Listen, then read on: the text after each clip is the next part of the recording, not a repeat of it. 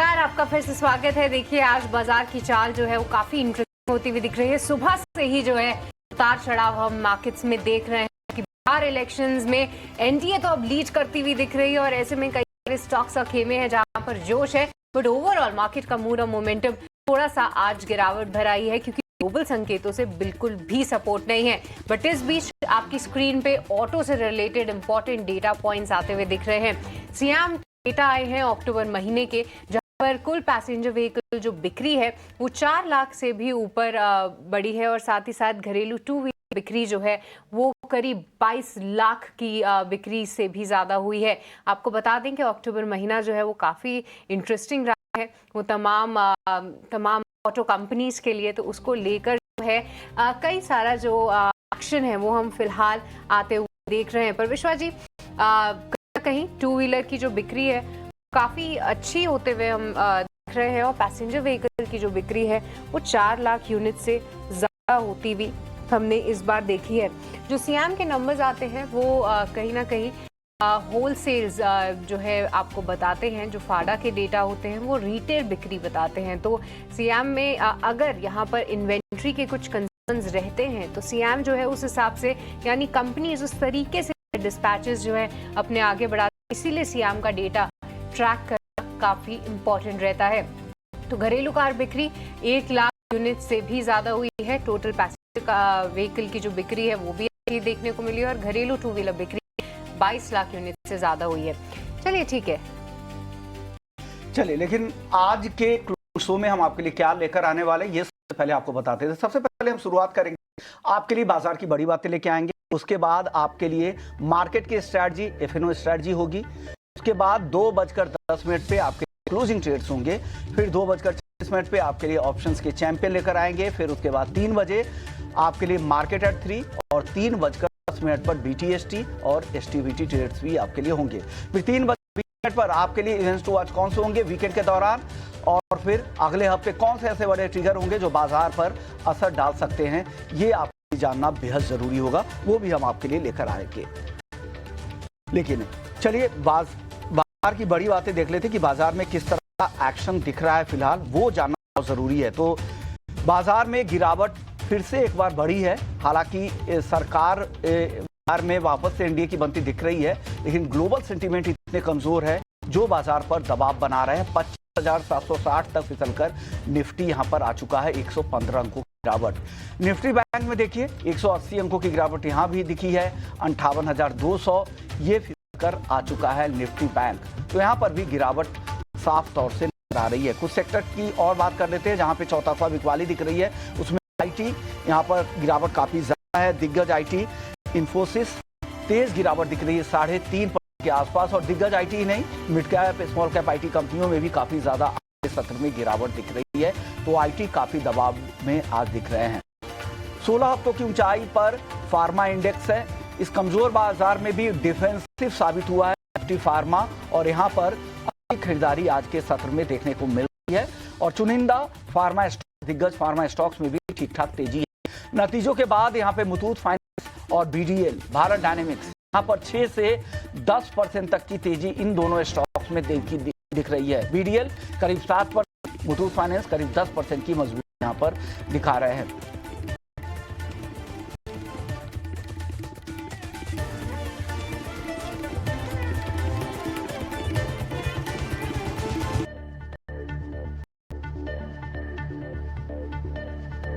तो ये तो थी बाजार की बड़ी बातें, लेकिन बाजार में ब्रॉडर मार्केट में क्या कुछ हो रहा है, कौन से ऐसे बजर्स हैं जो खबरों की वजह से या किसी और कारण से जहां पर बहुत ज्यादा एक्शन दिख रहा है, वो जानने के चलते हैं सृष्टि के पास। सृष्टि, बताइए वो बजर्स की लिस्ट बताइए एक बार आप। तो देखिए विश्वा जी, कहीं ना कहीं मार्केट तो कमजोर है, यहीं पर सारे ऐसे काउंटर्स हैं जहां पर आप अच्छा एक्शन देख पा रहे हैं। मुथूट फाइनेंस की बात करते हैं, देखिए किस तरीके से पर नंबर्स आए और नंबर्स के बाद जो है कंपनी ने अपनी गाइडेंस को जो है डबल कर दिया है। ग्रोथ गाइडेंस को डबल किया है, 15% से बढ़ाकर अब सीधा 30-31% की गाइडेंस दे रहे हैं। आप देखिए स्टॉक में सुबह से ही लीडरशिप बरकरार है, 9% की तेजी यहाँ आप देख रहे हैं।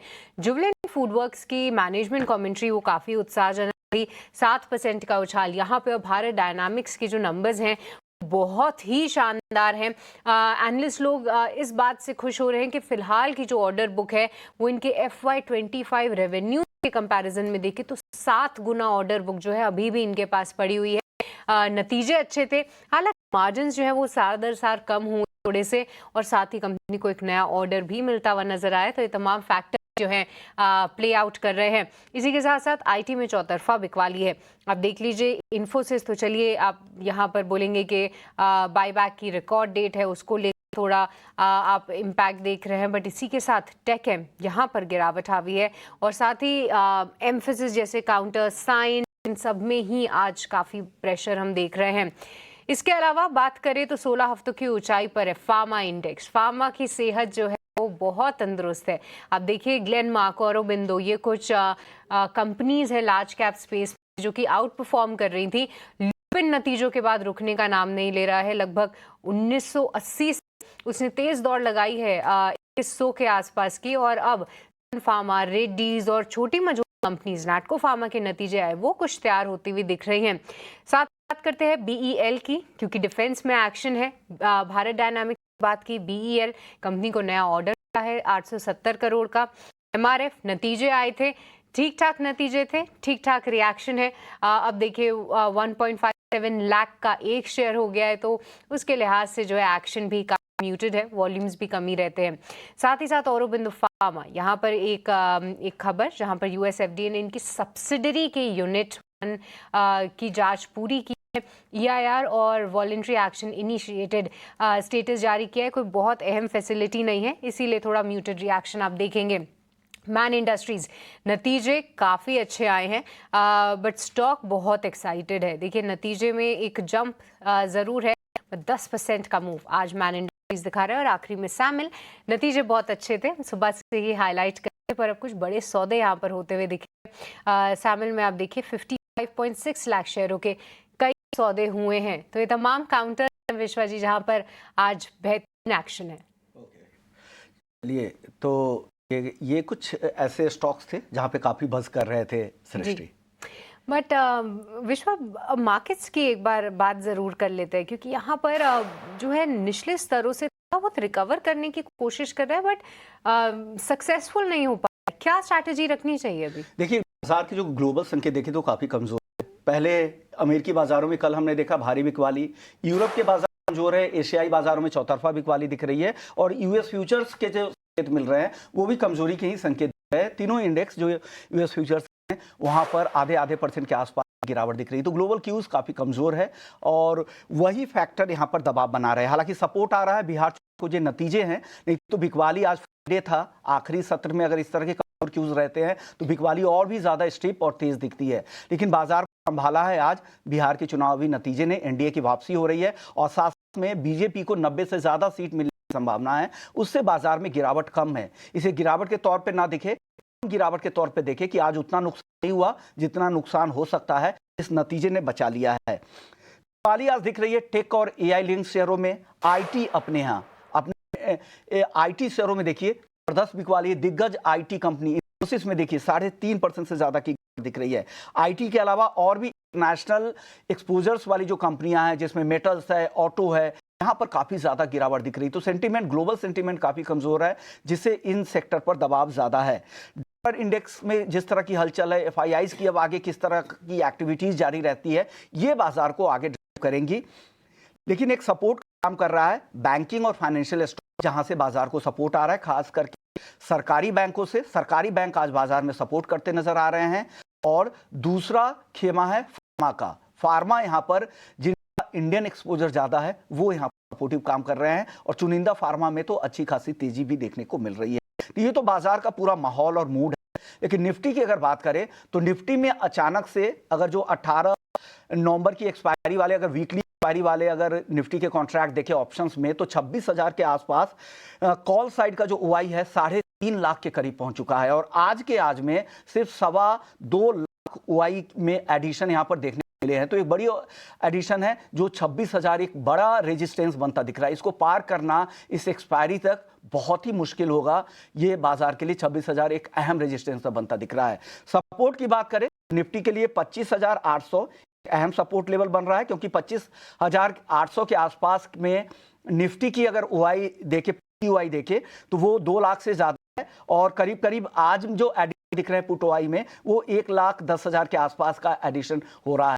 तो एक बड़ा सपोर्ट 25,800 है। तो ऐसे में स्ट्रेटजी आपके लिए ये हो सकती है कि आप जब भी 25,800 के आसपास गिरावट में बाजार आता है तो वहां पर खरीदारी करें, और 25,940, 25,980 तक, यानी 26,000 के पहले निकल जाए। अगर बेचना है तो 26,000 के आसपास जब बाजार जाता है तो वहां पर बेचे, 25,050 का स्टॉप लॉस लगा के, और फिर यहां पर 25,850 के आने का वेट कर सकते हो। तो इस तरह की स्ट्रैटेजी आप प्ले कर सकते हैं निफ्टी में।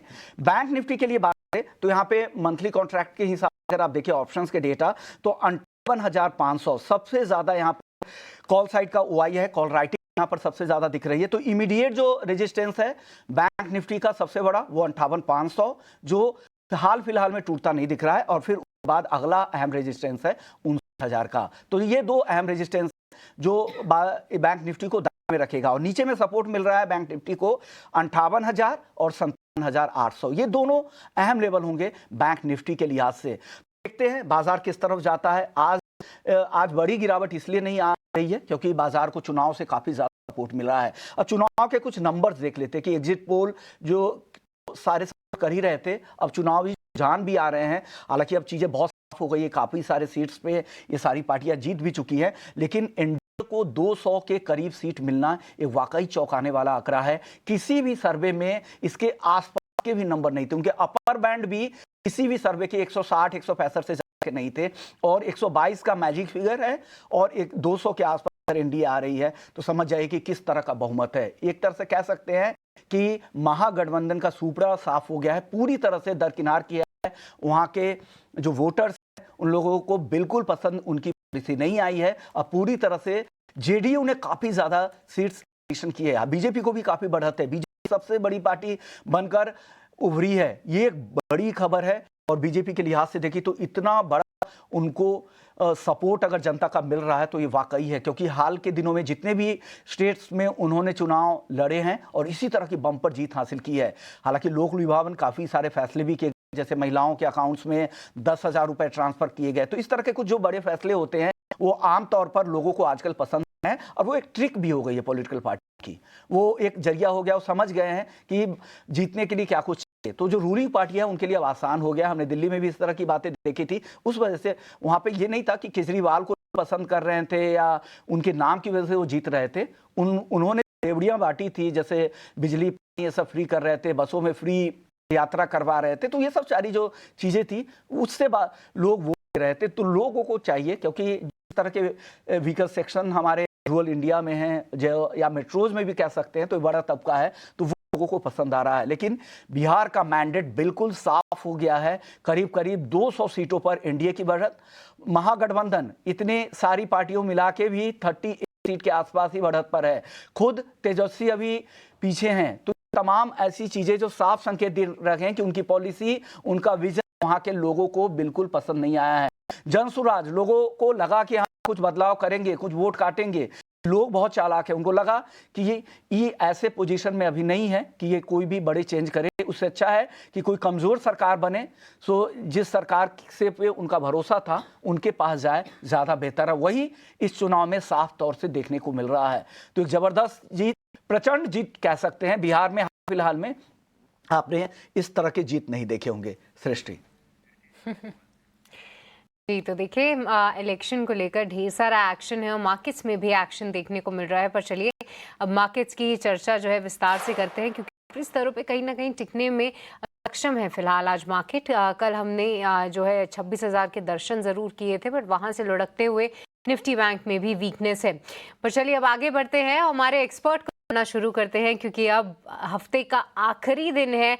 अगले हफ्ते की तैयारी करनी है, लास्ट 1 घंटे की तैयारी करनी है, और हमारे एक्सपर्ट्स की मदद जरूर लगेगी, जहां पर हम आपके लिए लेकर आएंगे ढेर सारी ट्रेडिंग कॉल्स। स्वागत करना चाहेंगे राजेश पालविया एक्सिस सिक्योरिटी से हमारे साथ शो में।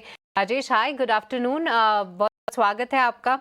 सबसे पहले तो एक क्विक व्यू आपका मार्केट्स पे, क्या व्यू बनाना चाहिए, क्योंकि देखिए आधा महीना बीत चुका है।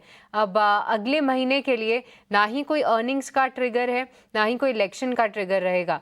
ट्रिगर ग्लोबल बाजार ट्रिगर रहेगी कहीं ना कहीं फेड की कमेंट्री बैठक और उस तरीके के एक्शन वहां पर क्या होता है, या फिर कोई इंडिया यूएस की ट्रेड डील होती है, वो सब जो है फैक्टर्स डिफाइन करेंगे मार्केट की चाल। कैसे पोजीशन करना चाहिए फिलहाल इंडेक्स पे? गुड आफ्टरनून गुड साक्षी जी, गुड आफ्टरनून। आफ्टरनून ऋषिमोहन जी। तो देखिए, मार्केट में जिस तरीके का बिहेवियर हमने देखा है, अर्निंग्स के चलते मार्केट ने एक स्टेबिलिटी दिखाई है। मार्केट एक अच्छे लेवल के आसपास ही ट्रेड कर रहा है। 25,700 एक अच्छा सपोर्ट एरिया इस रैली का। अगर हम इसको डिफेंड करने में कामयाब रहते हैं तो हमें लगता है कि स्ट्रक्चर बुलिश साइड पे ही रहेगा, और ये जो डिक्लाइन है वापस हमें लगता है लोअर साइड पे इंटरेस्ट बनते हुए दिखेगा। हालांकि यूएस मार्केट में गिरावट थी जिसके चलते थोड़ी सी कंसर्न मार्केट में बनी है, और थोड़ा प्रॉफिट टेकिंग हमें अपने मार्केट में भी यहाँ पे देखने को मिल रहा है। 26,000 अभी भी एक मेजर सप्लाई जोन है। कॉल कंसंट्रेशन एरिया देखे तो 26,000 पे ही मेजर राइटिंग एक्टिविटी ऐड होते हुए दिख रही पिछले 3-4 सेशन से। तो वो लेवल को सरपास करने में थोड़ी दिक्कत अभी भी निफ्टी यहाँ पे बनी हुई है। बट अगर हम ब्रॉडर मार्केट को देखें और सेक्टर्स को देखें, काफी जो कि निफ्टी और large cap sectors, large cap stocks को देखें, तो हमें लगता है कि अभी भी स्ट्रेंथ यहाँ पे बनी हुई है। बाय ऑन डिप्स की ही रणनीति रखेंगे हम। 25,700 के आसपास के स्टॉप लॉस रखेंगे निफ्टी स्पॉट पे, और हमें लगता है जैसे ही वापस 25,900 लेवल को क्रॉस करने में कामयाब होगी निफ्टी, तो वापस मार्केट की रैली एक्सटेंड होते हुए दिखेगी। बैंक निफ्टी में देखें तो वहाँ स्ट्रक्चर काफी बुलिश है। अगर हम देखें तो पिछले कुछ हफ्तों में पीएसयू बैंकिंग बास्केट और प्राइवेट बैंकिंग स्पेस से एक अच्छा बाइंग का रुझान देखने को मिला। स्पेशली पीएसयू बैंकिंग स्टॉक्स काफी स्ट्रांग फुटिंग पे यहाँ पे अभी भी ट्रेड करते हुए देखने को मिल रहे हैं। तो हमें लगता है banking as well as NBFC, ये दोनों ही सेगमेंट एक अच्छा बाइंग का interest, continuity of up trend बनी हुई है। बैंक निफ्टी हमें थोड़ा सा अट्रैक्टिव लगता है कंपेयर टू निफ्टी, और बैंक निफ्टी के स्ट्रक्चर काफी पॉजिटिव है। हमने knew all time high trajectory भी लगाई पिछले सेशन में। तो हमें लगता है यहाँ पे जब तक हम 57,900 के ऊपर बने हुए यहाँ पे लॉन्ग साइड का ट्रेड रख सकते हैं, और जब वॉलेटिलिटी में कोई गिरावट मिलती है तो ऐड कर। हायर साइड पे हमें लगता है बैंक निफ्टी ये रैली 58,600 58,800 की तरफ वापस बढ़ते हुए दिख सकती है। तो चलिए, तो ये रणनीति निफ्टी बैंक में। लेकिन चलिए, अब वक्त हो चुका है आज के क्लोजिंग जानने का।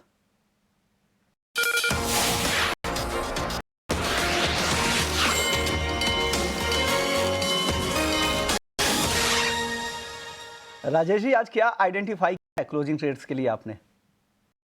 तो विश्वमोहन जी देखिए, पहला स्टॉक जो पसंद आ रहा है वो फार्मा स्पेस से है। फार्मा इंडेक्स को अगर हम पहले एनालाइज करें तो फार्मा इंडेक्स में एक अच्छा बड़ा ब्रेकआउट यहाँ पे कॉन्ट्रैक्टिंग ट्रायंगल का देखने को मिला है वीकली चार्ट पे, जो कि एक साइन है कि अगर अब फार्मा निफ्टी फार्मा इंडेक्स 22,600 के ऊपर सस्टेन रहती है तो इसके नेक्स्ट टारगेट जो बन सकते हैं वो 23,000 की तरफ बढ़ते हुए दिख सकते हैं। और वहीं हमने देखा काफी फार्मा स्टॉक्स में एक अच्छा मोमेंटम आज बनते हुए दिखा है। यहाँ पे हमें स्टॉक पसंद आ रहा है ग्लेनमार्क फार्मा। ग्लेनमार्क फार्मा में देखें तो एक करेक्शन के बाद स्टॉक में पिछले 3-4 हफ्तों में लोअर साइड पे एक अच्छा एक्यूमुलेशन एक्टिविटी देखने को मिला, और नियर टर्म चार्ट पे यहाँ पे ब्रेकआउट कंसोलिडेशन का आते हुए दिख रहा है। तो हमें लगता है जिस तरीके के ब्रेकआउट डेली चार्ट पे एक फॉलिंग ट्रेंड लाइन के आते हुए दिखे हैं, ये थर्ड कंसेक्यूटिव डे है यहाँ पे stock higher high low formation बनाते हुए दिख रहा है। तो ग्लेनमार्क फार्मा हमें पसंद आ रहा है। अपसाइड का target trading point of view से 1965 के हम प्रोजेक्ट कर रहे हैं, डाउनसाइड 1893 के आसपास स्टॉप लॉस रखना होगा। दूसरा स्टॉक जो पसंद आ रहा है वो भी अगेन एक करेक्शन के बाद अच्छी रिकवरी यहाँ पे बनाते हुए दिख रहा है, वो है पीजी इलेक्ट्रोप्लास्ट। पीजी इलेक्ट्रोप्लास्ट में हमें इस तरीके से करेक्शन के बाद अब रिकवरी बनी, stock 20 day 50 day moving average को क्रॉस करने में कामयाब हुआ है। अगर हम इसके डेली चार्ट देखें तो एक अच्छा यहाँ पे फॉर्मेशन बनते हुए दिख रहा है। ये एक ट्रेंड रिवर्सल के साइन हमें लगता है ये बनते हुए दिखे, तो पीजी इलेक्ट्रोप्लास्ट में बाय करने की सलाह। टारगेट हम एक्सपेक्ट करें 595 तक के, ऑन द डाउन साइड 569 के आसपास स्टॉप लॉस रखना होगा। इलेक्ट्रो 595 के टारगेट 569 का, और साथ ही ग्लेनमार्क फार्मा, ये दोनों टॉपिक है। फार्मा आज काफी बुलिश नजर आ रहा है। सुबह जितने भी एक्सपर्ट थे सबने एक ना एक कॉल फार्मा सेक्टर से जरूर दिया है। आप लोगों ने ट्रेंड पकड़ा है, ये अच्छी बात है। 1965 का टारगेट यहाँ पर भी देखने को मिल रहा है। और आज के सत्र में बाजार कमजोर है, लेकिन चुनिंदा शेयरों पे यहाँ पे खरीदारी हो रही है। वक्त है ब्रेक का। ब्रेक के बाद लौटेंगे तो कुछ और सेक्टर से आइडेंटिफाई करके आएंगे जहां कमजोर बाजार में भी मौके हैं, जो हो सकता है कि अगले हफ्ते वहां पर अच्छा मौका हो, अच्छा देखने को मिले। कौन से ऐसे वो शेयर बताएंगे आपको ब्रेक के बाद। चलो।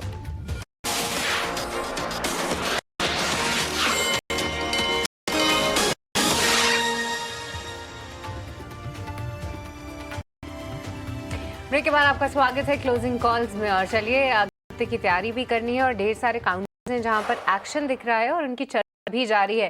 हमारे साथ लगातार राजेश जी बने हुए हैं। पर आज अगर हम देखें तो कहीं ना कहीं आईटी में जो है काफी वीकनेस है। देखिए इन्फोसिस तो आज रिकॉर्ड डेट है इनके बायबैक की, बहुत बड़ा बायबैक है। अब देखिए 18,000 करोड़ का बायबैक है और उसको लेकर एक्शन देख रहे हैं। पर राजेश जी इसके साथ साथ बाकी अन्य मिड कैप आईटी कंपनीज में काफी बिकवाली है। आप एम्फेसिस को देख लीजिए, साइंट को देख लीजिए, इनमें प्रेशर है। और हाल फिलहाल जितने भी अन्य काउंटर्स हैं जैसे टेक एम, सभी लुढ़कते हुए नजर आ रहे हैं। क्या व्यू रखते हैं आप आईटी पे? क्योंकि हम लगातार कुछ अपॉर्चुनिटी तलाशने की कोशिश जरूर कर रहे हैं, पर हमारे एक्सपर्ट्स का कहना है निचले स्तरों पे खरीदना चाहिए। क्या आप सहमत हैं उस व्यू से? तो देखिए, हमने एक अच्छा मूव देखा था most of the IT company में, बी लार्ज कैप या मिड कैप, लेकिन जरूर हायर साइड पे थोड़ा प्रॉफिट टेकिंग यहाँ पे बनते हुए दिखा है। अगर हम यहाँ पे निफ्टी आईटी इंडेक्स को यहाँ पे एनालाइज करें तो निफ्टी आईटी इंडेक्स में हमने जिस तरीके से देखा कि पिछले 2-3 हफ्ते निफ्टी आईटी इंडेक्स ने एक अटेम्प्ट जरूर किया था अपनी कंसोलिडेशन रेंज का ब्रेकआउट करने में, लेकिन वो अभी भी यहाँ पे कामयाब होते हुए नहीं दिखी। यहाँ पे हमें लगता है निफ्टी आईटी इंडेक्स में जो मेजर हर्डल बना हुआ है वो करीब है 36,300 36,400 के आसपास। अगर वो लेवल को ये क्रॉस करती है निफ्टी आईटी और उसके ऊपर सस्टेन होते हैं वीकली क्लोजिंग बेसिस पे, तो देन हमें लगता है कि फिर एक सस्टेन बाइंग एक्शन यहाँ पे आईटी स्टॉक्स में बनते हुए दिखेगी। हालांकि अगर हम इंडिविजुअल स्टॉक स्पेसिफिक बात करें तो हमें लगता है कि काफी स्टॉक्स में एक रनअप के बाद थोड़ा सा यहाँ पे ब्रीदर आते हुए दिख रहा है। बट हमें लगता है कि अगले 1-2 ट्रेडिंग सेशन में और देखना होगा कि किस तरीके से ये जो सप्लाई प्रेशर देखने को मिला, ये प्रॉफिट टेकिंग को देखने को मिला है, कैसे ये एब्जॉर्ब होती है या प्राइस डैमेज और फर्दर यहाँ पे एक्सटेंड होते हुए दिखता है। यह वहीं अगर लार्ज के पार्टी में बात करें तो हमें लगता है टीसीएस में जिस तरीके से लो साइड पे बाइंग इंटरेस्ट बनते हुए दिख रहा है, ये स्टॉक में 3100 इसके लिए एक इमीडिएट हर्डल है। अगर ये लेवल क्रॉस होता है तो फिर यहाँ पे एक अप ट्रेंड अनफोल्ड होते हुए दिख सकता है करीब 3250 की तरफ। वहीं अगर हम तो इन्फोसिस में तो अब बायबैक यहाँ पे अनाउंस है, तो वो डेट के चलते भी यहाँ पे हमने देखा कि यहाँ पे जो रेजिस्टेंस बना है करीब 1540 के आसपास रेजिस्टेंस, अगर वो क्रॉस होते हैं तो इन्फोसिस में एक अच्छी रैली अनफोल्ड होते हुए दिख सकती है। बट हमें मिड कैप आईटी यहाँ पे पसंद है। कोफोर्ज पे हमारा व्यू बुलिश है। कोफोर्ज हम यहाँ पे बाय एक्यूमुलेट की सलाह देंगे। मिड कैप आईटी स्पेस में हमें लगता है कोफोर्ज एक अच्छे स्ट्रॉन्ग स्ट्रक्चर यहाँ पे डिस्प्ले कर रहा है long term short term chart पे। तो यहाँ पे हमें लगता है बाय एंड एक्यूमुलेट करना चाहिए। ऑन द डाउन साइड 1700 के ऊपर जब तक बना हुआ है छोटी मोटी गिरावट में ऐड करें। ऑन द हायर साइड जैसे 1830-40 के लेवल क्रॉस होंगे तो ये स्टॉक एक अच्छी रेंज अनफोल्ड करते हुए दिखेगा टुवर्ड्स 1950 और 2000 की तरफ। तो चलिए कुछ एक काउंटर्स जो कि राजेश जी ने हाईलाइट किए जहां पर बाय ऑन डिप्स की रणनीति आप अपना सकते हैं। तो देखिए क्लियर व्यू जहां पर आप देखेंगे कुछ एक काउंटर्स हैं जिनमें निचले स्तर से आपको खरीदारी करनी है। इस बीच बासफ के नंबर्स आते हुए दिखे हैं। नतीजे कमजोर हैं और स्टॉक में भी आप कमजोरी ही देख सकते हैं, क्योंकि तमाम पैमानों पे अगर हम नतीजे देखें बासफ के तो वहां पर गिरावट ही आती हुई दिखी है। कुछ नतीजों के नंबर्स भी हम आपके सामने लेकर आएंगे। देखिए कंसो EBITDA जो है वो घटा है। मुनाफे में 128 करोड़ से गिरकर अब 107 करोड़ जो है इनका मुनाफा रह गया है। और लगातार एक परफॉर्मेंस हम देख रहे हैं इस कंपनी की तरफ से। हम इसके चार्ट्स भी देख रहे थे राजेश जी। नवंबर 2024 के आसपास देखिए कहाँ पे था ये स्टॉक, 8,400। उसके बाद क्लियर कट करेक्शन और कोई भी रिकवरी के संकेत तो छोड़िए, नतीजों के लिहाज से कोई भी सपोर्ट नहीं मिल रहा है। क्या व्यू रखते हैं और कितना करेक्ट हो सकता है? क्योंकि यहाँ पे ये भी देख पा रही हूँ 4000 के आसपास कई बार अटेम्प्ट किया है इसने कि यहाँ से बाउंस बैक करे, नाकायम उसमें साबित हो रहा है। क्या व्यू रखते हैं आप? तो देखिए स्टॉक में अगर इसको थोड़ा सा लॉन्गर टर्म टाइम फ्रेम पे देखें तो जिस तरीके से करेक्शन यहाँ पे देखने को मिला है स्टॉक में और उसके बाद जो भी रिकवरी बनी है वो एक बड़ी रिकवरी यहाँ पे नहीं आई है। हमें लगता है कि अब ये स्टॉक में थोड़ा एक रेंज बाउंड एक्टिविटी रहेगी कुछ समय के लिए या कुछ महीनों के लिए की रहेगी। करीब 4000 डाउन साइड में सपोर्ट रहेगा। ऑन द हायर साइड इसके 4600-800 के आसपास इसके सप्लाई जोन बने हुए रहेंगे। तो हमें लगता है कुछ और महीने ये स्टॉक इसी रेंज में बिताता हुआ दिखेगा, क्योंकि स्ट्रक्चर अगर हम देखें तो मंथली चार्ट पे भी देखें 5वां 6ठा महीना है जहाँ स्टॉक अभी भी कंटिन्यूस बेसिस पे साइड पे सप्लाई ही देखने को मिल रहा है। तो ये दिखाता है कि कहीं न कहीं जो इन्वेस्टर हैं वो अपनी पोजीशन यहाँ पे कोई भी पुल बैक में अनवाइंड ही कर रहे हैं या एग्ज़िट ले रहे हैं। तो वो हमें लगता है कि अभी थोड़ा ये दबाव और रहेगा। तो डिप्स में ही बाय करें, अभी यहाँ पे इस भाव पे थोड़ा वेट करें। करेक्शन अगर मिलता है आपको 4200 के आसपास किसी भी वॉलेटिलिटी में, तो वहाँ थोड़ा आप बाय करने की कोशिश करें एंड देन 4000 के आसपास के स्टॉप लॉस रखें। लेकिन ट्रेडिंग के लिए अवॉइड करना चाहिए। जिनको निवेश करना है वो ही इस स्टॉक पे अब करेक्शन हो तो अब तभी बाय करें। इस भाव पे हम थोड़ा अवॉइड करने की कोशिश करें। तो चलिए अवॉइड करना है यहाँ पर, ये राय आती हुई बात के लिए। और जी हाँ, नतीजे जो हैं वो काफ़ी कमज़ोर हैं, इसीलिए आप को थोड़ा सा अवॉइड करके ही चलें। बट आज देखिए, जिस तरीके से हम फार्मा शेयरों की तेज़ी की बात कर रहे हैं और लगातार आप देख सकते हैं कि अब लार्ज कैप फार्मा स्पेस से कहीं ना कहीं जो है आपको जोश दिखेगा। क्योंकि देखिए, इंडियन फार्मा स्पेस में जितनी भी दिग्गज फार्मा कंपनीज है उनकी एक स्टेडी ग्रोथ है, यानी बहुत ज़्यादा उतार, बहुत ज़्यादा गिरावट, ऐसा कोई ट्रेंड हम फिलहाल नहीं देख रहे हैं। प्राइसिंग का प्रेशर नहीं है। जी हाँ, यूएस मार्केट में कुछ चिंताएं ज़रूर थी, टैरिफ का एक ओवरहैंग था। अब जो नया तरीका है जहाँ पर डोनाल्ड ट्रंप तमाम बड़ी कंपनीज ले लीजिए, चाहे फाइजर हो या कोई और कंपनी, उनसे एक अपनी खुद की डील कर रहे हैं जहाँ पर कुछ एक ऐसे कोटाज होते हैं जिनमें कुछ ड्रग्स आती हैं, उसकी सरकार भी फंडिंग करती है और वहाँ पर इन कंपनीज को नुकसान हो। तो कहीं ना कहीं डील, अगर टैरिफ लगता भी है उसके बावजूद भी एक डील संभव है यूएस में। इस पॉजिटिविटी के साथ जो है तमाम फार्मा कंपनीज के लिए एक सेंटिमेंट बनता हुआ दिख रहा है कि टैरिफ का ओवरहैंग अब कहीं ना कहीं सबसाइड हो रहा है। साथ ही अब साल 2026 में हम ये देखेंगे कि कई सारी ऐसी फार्मा कंपनीज है जो कि GLP-1, आपने कई बार ये नाम सुना होगा, कि वेट लॉस ड्रग के लिए काम आती है, उसका पेटेंट खत्म हो जाएगा। अब भारत में ढेर सारी कंपनीज हैं जो कि इस GLP-1 की अपॉर्चुनिटी को ग्रैब करती हुई दिखेंगी।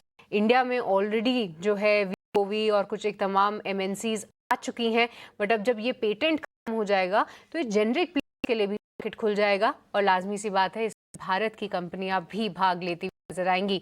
तो ये कुछ एक्साइटिंग फैक्टर्स हैं जो कि कहीं ना कहीं आप बिल्ड होते हुए देखेंगे फार्मा की चाल अगले कुछ एक महीनों में।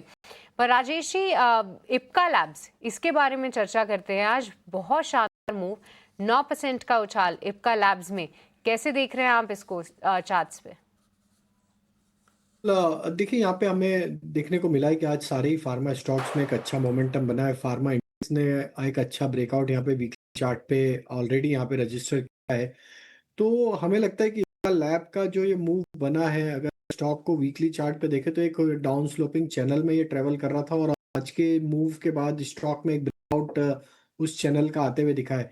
तो हमें लगता है अब यहाँ पे 1380 1390 के ऊपर अगर ये सस्टेन रहता है तो ये कंटिन्यूटी ऑफ अप ट्रेंड हो सकता है। स्टॉक में ग्रेजुअली 1500 तक की अपसाइड भी यहाँ पे आते हुए दिखे।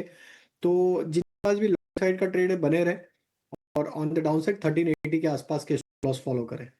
1380 का आसपास फॉलो करें। इप्का लैब में 1500 तक भी जाने की उम्मीद यहाँ पर रख सकते हैं।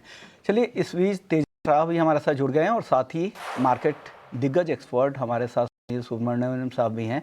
तो आप दोनों मेहमानों का बहुत बहुत शुक्रिया। सबसे पहले तेजस, आपके पास आते हैं और क्लोजिंग ट्रेड्स बता दीजिए। आज के लिए आपके क्लोजिंग ट्रेड्स क्या हैं? तो आज की जो मेरी पिक है वो है HDFC लाइफ लिमिटेड। स्टॉक में रिसेंटली एक ब्रेकआउट दिया था 763 के ऊपर और पिछले एक दो दिनों से स्टॉक में एक हल्की सी मुनाफा वसूली देख रहे हैं। डाउन स्लोपिंग ट्रेंड लाइन का ब्रेकआउट हुआ है, डेली चार्ट और शॉर्ट टर्म मूविंग एवरेज के ऊपर ट्रेड कर रहा है स्टॉक। तो मेरे हिसाब से करंट भाव पे आप डिप में खरीदारी कर सकते हैं विद स्टॉप लॉस बिलो 745। इसका पहला लक्ष्य रहेगा 795 का, दूसरा लक्ष्य रहेगा 820 का। और दूसरा जो मैंने स्टॉक चुना है वो TCS लिमिटेड है। मुझे लग रहा है ये स्टॉक में ऑलमोस्ट करेक्शन खत्म हो चुका है। स्टॉक ने एक अच्छा खासा बेस बना दिया है in the range of 2875 to 2900 level. और उसके बाद रिसेंटली बुधवार के सत्र में हमने एक ब्रेकआउट देखा था स्टॉक में असेंडिंग ट्रायंगल पैटर्न का, और आज थोड़ी सी हल्की मुनाफा वसूली आई है स्टॉक में। लेकिन मुझे लग रहा है रिस्क रिवॉर्ड के लिहाज से काफी अट्रैक्टिव लग रहा है current juncture. Short term moving average के ऊपर ट्रेड कर रहा है, हाई टॉप हायर बॉटम के फॉर्मेशन है डेली चार्ट पे। तो करंट पे डिप में खरीदारी करिए TCS में। इसमें आपको स्टॉप लॉस लगाना है 2290 के नीचे। पहला लक्ष्य रहेगा 3195 का और दूसरा लक्ष्य रहेगा 3305 का। TCS भी आपको यहाँ पे पसंद है और साथ ही HDFC लाइफ, ये दो टॉपिक आपकी तरफ से क्लोजिंग ट्रेड्स के लिए। सुनील सर, आज मैं शुरुआत करूँगा, बाजार सबसे ज़्यादा आज देख रहा है वो है बिहार चुनाव के नतीजे। एक लैंडस्लाइड विक्ट्री यहाँ पर दिख रही है बिहार में। एनडीए को 90% स्ट्राइक रेट बीजेपी के और जेडीयू दोनों पार्टियों के। क्या इसे बाजार कैसे देखेगा, इस नतीजों को किस तरीके से देखना चाहिए और बाजार की चाल आगे आपको कैसी दिख रही है? इससे क्या है कि बाजार को कंटिन्यूएशन ऑफ द गवर्नमेंट और गवर्नमेंट पॉलिसीज ऊपर एक बहुत बड़ा फिलिप मिलेगा, क्योंकि ये सरकार को जो कोalition गवर्नमेंट पर थी ना, उस पे एक सेंट्रल गवर्नमेंट को एक सम स्टेट्स में जैसे यूपी में वो तो अपने इस बल के ऊपर जीत सकते हैं, यूपी गुजरात, मगर महाराष्ट्र और बिहार ऐसे राज्यों में उनको अच्छा एक गठबंधन फॉर्म करने की जरूरत है और उनने दिखाया कि उन कई तरह से कर सकते हैं। सेकंड चीज जो इसमें है कि एक कॉन्फिडेंस आती है कि अगले इलेक्शन की कंटिन्यूटी, तो गवर्नमेंट जो अभी प्रोपोज कर रही है उसमें कंटिन्यूटी आ सकती है। वो बहुत बड़ी एक रीइंफोर्समेंट मिल गई है मार्केट को, और मार्केट को ऑब्वियसली प्रो रिफॉर्म्स वाली एनडीए गवर्नमेंट पसंद ही है। तो ये चुनाव के जो नतीजे हैं, मगर आज मार्केट में ज्यादा उसका इम्पैक्ट नहीं दिखा, क्योंकि मोस्ट ओपिनियन पोल ऑलरेडी ये प्रेडिक्ट किया था, मगर ये लैंडस्लाइड जो हुआ वो अनप्रेडिक्टेड था और वो और भी एक मजबूती को देती है in terms of policy reforms and continuity. तो एफआईएस की वापसी में ये भी एक छोटा हिस्सा होता है कि उनको भी एक गवर्नमेंट पॉलिसीज को समर्थन जो मिला है इस इलेक्शन, जो भी सेकेंड लार्जेस्ट हिंदी बेल्ट की स्टेट है ये, तो नेचुरली एक जो पब्लिक की समर्थन है, तो एक गवर्नमेंट को भी कोई एक अनिश्चितता कि अगले इलेक्शन जीतने के लिए कोई उनका प्लान्स बदलने की जरूरत नहीं होगी। कि ये कंजम्पशन के लिए, क्योंकि इधर भी महिला स्कीम जो गवर्नमेंट ने अभी हर राज्य में इस्तेमाल कर रहे हैं कि महिला स्कीम जो भी है उसे कैश कर रहे हैं, उसका कंजम्पशन के ऊपर डेफिनेटली एक इम्पैक्ट आ सकता है। तो वो भी एक मार्केट के लिए कंजम्पशन ओरिएंटेड सेक्टर्स पॉजिटिव है। तो मेरा मानना है कि अभी इलेक्शन तो हो गया, रिजल्ट आ गया, तो अब मार्केट ने इसको ऑब्जर्व कर लिया, अब आने वाली की सोचते हैं। तो ये बाजार ने ऑब्जर्व कर लिया, अब आगे किस तरह अगले क्यूज होते हैं इस तरह के। लेकिन आपने सुनील सर, आपने सोशल रिफॉर्म और ये बिहार के लोगों के लिए या फिर बाकी लोक लुभावन जो भी फैसले सरकार के होते हैं उसमें ब्रिज का काम बैंक्स भी करते हैं, और आज सरकारी बैंकों में देखिए अच्छी तेजी भी दिख रही है। एसबीआई भी मजबूत है, बाकी बैंक्स भी, central bank, Canara bank, bank of India, ये सारे बैंक आज तेज नजर आ रहे हैं। ओवरऑल बाजार का ट्रेंड आज उतना पॉजिटिव नहीं है, लेकिन सरकारी बैंकों में खरीदारी दिख रही है। बैंकिंग स्टॉक्स को लेकर, बैंकिंग सेक्टर को लेकर आपकी राय क्या है? फंडामेंटली कैसे दिख रहे हैं ये?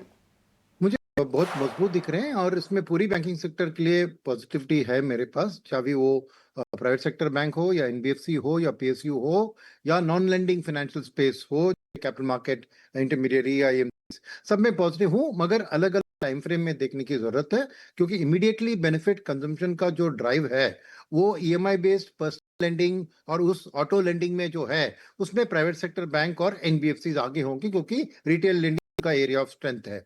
मगर ये कंजम्पशन की स्टोरी अल्टीमेटली देश में कैपेसिटी यूटिलाइजेशन बढ़ाएगी, और प्राइवेट कैपेक्स का भी मैं दिन बहुत दूर नहीं है जहां पे प्राइवेट कैपेक्स पकड़ेगा, और वहां पे लेंडिंग जो होता है एसएमईस और एमएसएमईस को, वहां पीएसयू बैंक का ज्यादा होता है। तो एक थोड़ी लंबी अवधि से लेंगे तो पीएसयू बैंक्स के लिए लोन ग्रोथ और मार्जिन ग्रोथ, क्योंकि यहाँ पर जो लेंडिंग करते हैं एसएमईस को वो 13-14% के रेट पे करते हैं, तो नेट इंटरेस्ट मार्जिन्स भी आपको इंप्रूव होते हुए देखेंगे। सिमिलरली आपको इनकम टैक्स कट से लेकर पर कैपिटा जीडीपी की बढ़त में आपके सेविंग्स की पोटेंशियल भी बढ़ रही है देश में, और ये कैपिटल मार्केट की और पेनिट्रेशन और भी बढ़ता जा रहा है। एसआईपी बुक में आप देख रहे हैं और थ्रू डीमैट अकाउंट्स आप देख रहे हैं। तो ओवरऑल कैपिटल मार्केट इंफ्रास्ट्रक्चर, चाहे वो स्टॉक ब्रोकिंग कंपनीज हो या स्टॉक मार्केट इंफ्रास्ट्रक्चर हो या एएमसीज या इंश्योरेंस, सभी में जो एक पॉजिटिविटी दिख रही है। अल्टीमेटली आप देखें तो बीएफएसआई स्पेस का लार्ज कैप इंडेक्स में बहुत हिस्सा होता है, और जब एफआईएस की वापसी होगी, जिस दिन होगी जब ट्रेड में कुछ पॉजिटिविटी आती है, तो उस दिन डेफिनेटली बैंकिंग सेक्टर में बाइंग फ्रॉम एफआईएस तो जरूर आपको तेजी पकड़ते हुए दिखेंगे। तो इसलिए आज इन बीएफएसआई ब्रॉड स्पेस में निवेश करना अच्छा होगा, और रैंकिंग उसमें करें तो मैं मीडियम टर्म आउटलुक से अव्वल नंबर पीएसयू बैंक्स को ही दूंगा, क्योंकि ना ही ये जो बात मैंने कही, जैसे आपने कहा कि गवर्नमेंट की जो भी सब्सिडी है वो भी ज्यादातर पीएसयू बैंक के थ्रू रूट होती है, उनके लिए कासा का सपोर्ट मिलेगा, मगर मर्जर्स की जो बात हो रही है वो पीएसयू बैंक्स में अच्छे क्वालिटी बैंक को अभी जोड़कर बड़े अच्छे बैंक को बनाने की कोशिश है। पुरानी मर्जर की स्ट्रेटेजी थी कि वीक बैंक और स्ट्रांग बैंक को मर्ज करें ताकि वीक बैंक का परफॉर्मेंस इंप्रूव हो। अब ऐसा नहीं है, अब दो दिग्गज बैंक को शायद मर्ज करेंगे और एक वर्ल्ड क्लास बैंक बनाने की कोशिश करेंगे, तो वो बहुत बड़ी पॉजिटिव है। सेकंड, फॉरेन इन्वेस्टमेंट का लिमिट भी पीएसयू बैंक में बढ़ाने की बात हो रही है और वो आएंगे तो वो भी मजबूत बन जाएंगे। और तो मेरे लिए ये सब चीज को मन रखते हुए 3 से 5 साल में सेक्टर बैंक्स मेरे लिए फर्स्ट पिक होंगे विद बीएफएसआई, और सेकंड होंगे कैपिटल मार्केट रिलेटेड थिंग। एक सेल्स का पोटेंशियल है वो पूरा इन्हीं एंटिटीज को मिलेंगे, उसका एडवांटेज। तो आपको लग रहा है कि यहाँ जो सरकारी बैंक खास इस खेमे में आपको ज़्यादा पसंद आ रहा है, आपको लग रहा है कि ये जो फ़ायदा होगा, और ख़ास करके जब एसएमईज एमएसएमईज वगैरह की जो डेवलपमेंट, वहाँ की ग्रोथ अगर दिखती है तो बैंकिंग को फ़ायदा होता ही है, क्योंकि वहाँ पर वो जो ब्याज चार्ज करते हैं वो नॉर्मल रेट ज़्यादा होते हैं, तो उनकी नेट इंटरेस्ट मार्जिन भी बढ़ती है। चलिए, वक्त है ब्रेक का। ब्रेक के बाद लौटेंगे तो डॉक्टर शिवेश प्रताप होंगे, पॉलिटिकल एनालिस्ट हैं, उनसे समझेंगे कि बाजार की जो ये चुनाव नतीजे दिख रहे हैं बिहार से, वो किस तरह के दिख रहे हैं, ये जो विक्ट्री आई है कैसे आई है, इसका क्या असर होगा, क्या कुछ वहाँ पर बदलाव देखने को मिलेंगे, ये चर्चा होगी ब्रेक के बाद। जल्द लौटते हैं।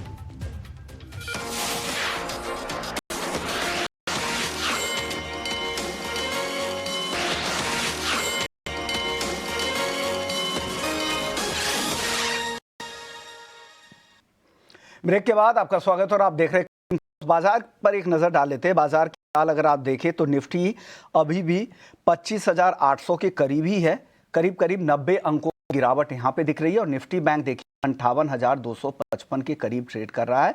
दोनों में ही कमजोरी के साथ ही कारोबार हो रहा है। लेकिन आज जो सबसे ज़्यादा हमारी नज़र है वो है बिहार के चुनावी नतीजों पर, जहाँ पे ज़बरदस्त यहाँ पे नजर आ रही है एनडीए की। बीजेपी अकेले अपने दम पर 92 सीट्स अब तक ला चुकी है, जो मैजिक नंबर है 122 का, और अकेले 92 पे बढ़त है बीजेपी को। उसके बाद दूसरी सबसे बड़ी पार्टी है इनके साझेदार जेडीयू, जिनको 82 सीटों 82 सीट्स पर अब तक बढ़त मिली हुई है। तो एक लैंडस्लाइड विक्ट्री, किसी भी सर्वे में इस तरह की उम्मीद नहीं थी कि इस तरह की जीत यहाँ पर होगी, प्रचंड जीत कह सकते हैं। हमारे साथ political analyst doctor Shivesh Pratap ji है। शिवेश जी, आप सबसे पहले बताइए कि इस जीत को आप किस तरह से देखते हैं। इतनी बड़ी जीत की उम्मीद तो किसी को नहीं थी, क्यों आई, ऐसे कौन से फैक्टर्स थे जो काम कर गए और एक इस तरह की लैंडस्लाइड विक्ट्री देखने को मिल रही है? देखिए, सबसे पहली बात तो इस तरह की जब विक्ट्रीज होती हैं तो उसमें कहीं ना कहीं एक जो वोटर साइकी होती है वो बहुत क्लियर होती है from the very first day. और अगर आप देखिए तो प्री पोल जितने भी सर्वेस हुए उसमें भी एनडीए के लिए सारे झुकाव जो है पाए जा रहे थे। और अगर आप इलेक्शन जो प्रचार थे उसमें भी अगर आप देखिए तो कहीं ना कहीं एनडीए की तरफ से जो एक सदी जिसमें बीजेपी को महारत हासिल है, तो एक सधा हुआ उनका चुनाव प्रचार, लगातार जंगल राज की याद दिलाना और अपनी पूरी शक्ति ताकत को झोंक कर आगे बढ़ना, तो वो बात रही। दूसरी, अगर आप उसके बाद आप चले तो पोस्ट पोल जो जितने भी सर्वेस थे उसमें भी आप देखिए तो क्लियर मैंडेट चल रही थी। तो इसका मतलब ये था कि कोई भी ऐसा पैटर्न नहीं था पिछले 1.5 सालों में जहां पर कभी भी ऐसी चीज कोई आई हुई हो कि एनडीए से अलग महागठबंधन के लिए कोई बात हो सकती है। और अगर मैं ओवरऑल देखूं तो मुझे लगता है कि there are 5 reasons about this landslide victory, and this actually covered the multifaceted approach for the politically complex state like Bihar. And I believe that the first is that very strong leadership from center in Bihar state and the government reputation. सो बिहार के अंदर जो एक government की reputation थी 3 terms के बाद भी उन्होंने उसको बिल्कुल बना कर रखा, और उसकी वजह से जो एक ब्रांड की स्टेबिलिटी रही सेंटर में और बिहार के अंदर नीतीश कुमार की, उसने लोगों के अंदर एक अलग स्ट्रेंथ दिया इस गवर्नमेंट के लिए जो डबल इंजन की सरकार थी। और इसके बाद अगर मैं बात करता हूं तो देखिए जो एक इन्होंने एक इफेक्टिव जो कोलिजन इन्होंने बनाया, जो कास्ट अर्थमेटिक्स है, बिना उसके आप जो है बिहार में आपकी नौका नहीं पार लग सकती राजनीति की। तो जिस तरह से उन्होंने यादव, कुर्मी, कुशवाहा, ईबीसी, महादलित, मुस्लिम और अपर कास्ट सबको एक बहुत इफेक्टिव तरीके से जिस तरह से एनडीए ने साधा है, वो भी एक बहुत बड़ा इसमें रोल देता है। तीसरा मुझे लगता है कि a nice blend of welfare and development, because there is a gap, there is a very thin difference to it. Bihar के अंदर एक बहुत पब्लिक है जो वेलफेयर चाहती है, और दूसरा एक ऐसा भी बड़ा पब्लिक है जिसके लिए इंफ्रास्ट्रक्चरल और बिग डेवलपमेंट्स जो इन्वेस्टमेंट पुल करे वो चीजें होती हैं। एनडीए की गवर्नमेंट ने बिल्कुल इस चीज को समझा कि कहां पर हमें वेलफेयर डालना है, कहां पर हमें डेवलपमेंट डालना है, और उसका जो एक बढ़िया ब्लेंड तैयार किया, उसने एक बहुत ही स्ट्रांग रेपुटेशन तैयार की। और अगर आप ये सरप्राइज हो रहे हैं कि कैसे फीमेल वोटर टर्न अराउंड हुआ 1951 के बाद, जिस तरह से इतना मेगा पोल जो रिकॉर्ड हुआ, और वो भी उस पार्टी के लिए जो ऑलरेडी 3 टाइम से पावर में है, तो ये जो मैजिक है उसके पीछे एक इनकम्बेंसी बहुत देखने को लंबे मिलती है। समय इतने की लंबे मेहनत। समय तक वो सत्ता में रहने के बाद वहां पर इस तरह की विक्ट्री एक वाकई एक कई सारे फैक्टर्स काम किए, जैसा आप कह रहे हैं कि सारी जातियों को एकजुट कर वोट देना, ये एक बड़ा फैक्टर काम किया होगा। दूसरा, जो इंफ्रास्ट्रक्चर के दिनों में कुछ सालों में जो डेवलप हुए वो, और तीसरा जो विजन है केंद्र सरकार का वो दिखाकर लोगों को। लेकिन ग्राउंड पर अगर आप बात करें तो इंडस्ट्री पर असर उतना नहीं हुआ जितनी उम्मीद करनी चाहिए। अगर इतने लंबे समय से अगर लोग करीब करीब 2 दशक के आसपास इनका भी शासन अब हो गया है, उसके बाद भी उस तरह का इंडस्ट्री में कोई बहुत बड़ा बदलाव नहीं, ग्राउंड पर उस तरह की इंडस्ट्री नहीं लगी है। आज भी कई सारी चीनी मिलें वहां की बंद पड़ी हुई है। ऐसे में क्या अब जो नई सरकार बन रहे इतनी बड़ी जीत के साथ, तो युवाओं की उम्मीदें भी काफी ज्यादा होगी। क्या रोजगार, MSMEs, textile, food processing, service sector, इसमें कुछ सुधार की उम्मीद है? क्योंकि ये कुछ ऐसे सेक्टर है जहां पर ग्रोथ की अपॉर्चुनिटीज उस राज्य में हैं। आपका टेक क्या है शिवेश जी? तो देखिए, अगर मैं जॉब की बात करूं तो बिहार जो प्रदेश है वो अपने आप में अगर आप देखिए वो एक लैंडलॉक्ड स्टेट है, और वहां के अपने भी कुछ चैलेंजेस हैं। साथ साथ अगर आप देखिए तो सरकार ने पिछले 3 सालों से जितनी बार केंद्र सरकार का बजट आया है, मैं आपका ध्यान आकर्षित कराऊं मखाना बोर्ड के एस्टेब्लिशमेंट पे।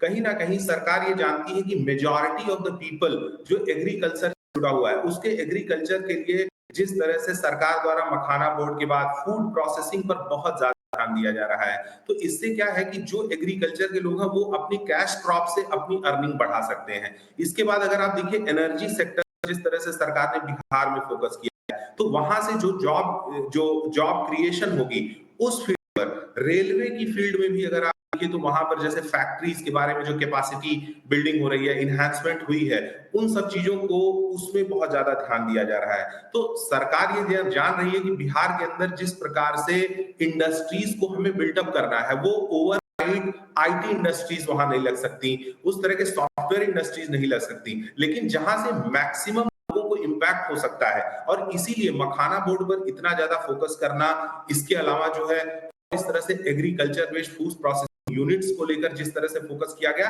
तो धीरे धीरे देखिए एक इंडस्ट्रियल जो रिवॉल्यूशन होता है उसके पीछे बहुत सारे फैक्टर्स होते हैं। उसमें सिर्फ ऐसा नहीं है कि आपने पैसे को पंप इन कर दिया और वो फ्लोरिश हो जाती है।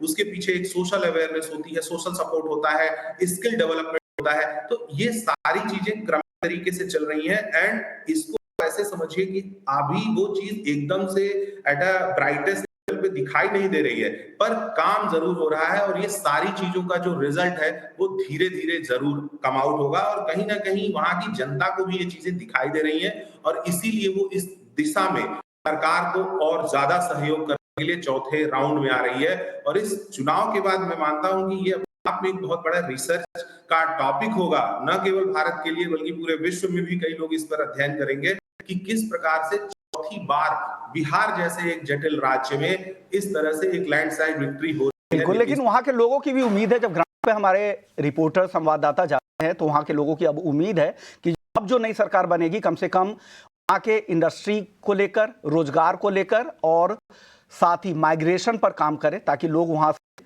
जो वहां के जो ब्रेन्स है वो उतने निकल के ना जाए, कम से कम रिवॉर्ड्स भी कुछ लोग हो पाए, ये कोशिश रहेगी नया सरकार की। यही उम्मीद करते हैं। शुक्रिया आपका, आपने वक्त निकाला और पूरी एनालिसिस समझाई और क्या कुछ से निकल कर आ रहा है, आपकी रीडिंग काफी अच्छी लगी, शुक्रिया उसके लिए। चलिए एक स्टॉक की चर्चा करते हैं, इटर्नल की। इटर्नल में अभी कई सारे ब्लॉक्स डील हुए हैं, करीब करीब 85.5 लाख शेयरों के कई सौदे यहां पर देखने को मिले। इटर्नल को देखिए आज 1% की यहां पर दिख रही है। इटर्नल को लेकर तेजस आपकी राय चाहिए, बताइए क्या करना चाहिए इस स्टॉक में आज? इटर्नल की बात करें तो क्लियरली स्टॉक डाउन ट्रेंड में चल रहा है। इसका जो वो 320-24 के, तो जब तक ये 320 के ऊपर जाता नहीं, हल्का सा बायस नेगेटिव है। साइकोलॉजिकल सपोर्ट है 300 का। कल के सत्र में भी उसने लेवल के नीचे बंद दिया था। आज हल्की पुल बैक रैली देख रहे हैं। But overall chart structure weak है। मुझे लग रहा है स्टॉक यहाँ से कोई रैली करता है उसमें एग्जिट करना चाहिए। पीछे में मुझे लग रहा है ये 285 तक जा सकता है। ले नीचे में 285 तक जा सकता है। वीकनेस तो है ही इटर्नल में, ये लगातार हम हाईलाइट भी कर रहे हैं। इस बीच देखिए इप्का लैब्स की हमने बात की थी, यहाँ पर अब बढ़त जो है लगभग 11% की हो गई है। भारत डायनामिक्स जो है यहाँ पर 6% की तेजी दिखा रहा है। और साथ ही साथ कुछ एक और काउंटर्स हैं एनबीसीसी, सिटी यूनियन बैंक जैसे, जहाँ पर एक अच्छा मूव आप देख सकते हैं। पर तेजस एक और काउंटर है जीई पावर इंडिया। आमतौर पर हम इसकी इतनी चर्चा नहीं करते हैं, बट आज एनएससी 500 का टॉप गेनर बन चुका है। एक बार इस पे राय दीजिए, 17% के मूव, इस तरीके की वॉल्यूम बैक्ड मूव है और आगे की चाल कैसे लग रही है?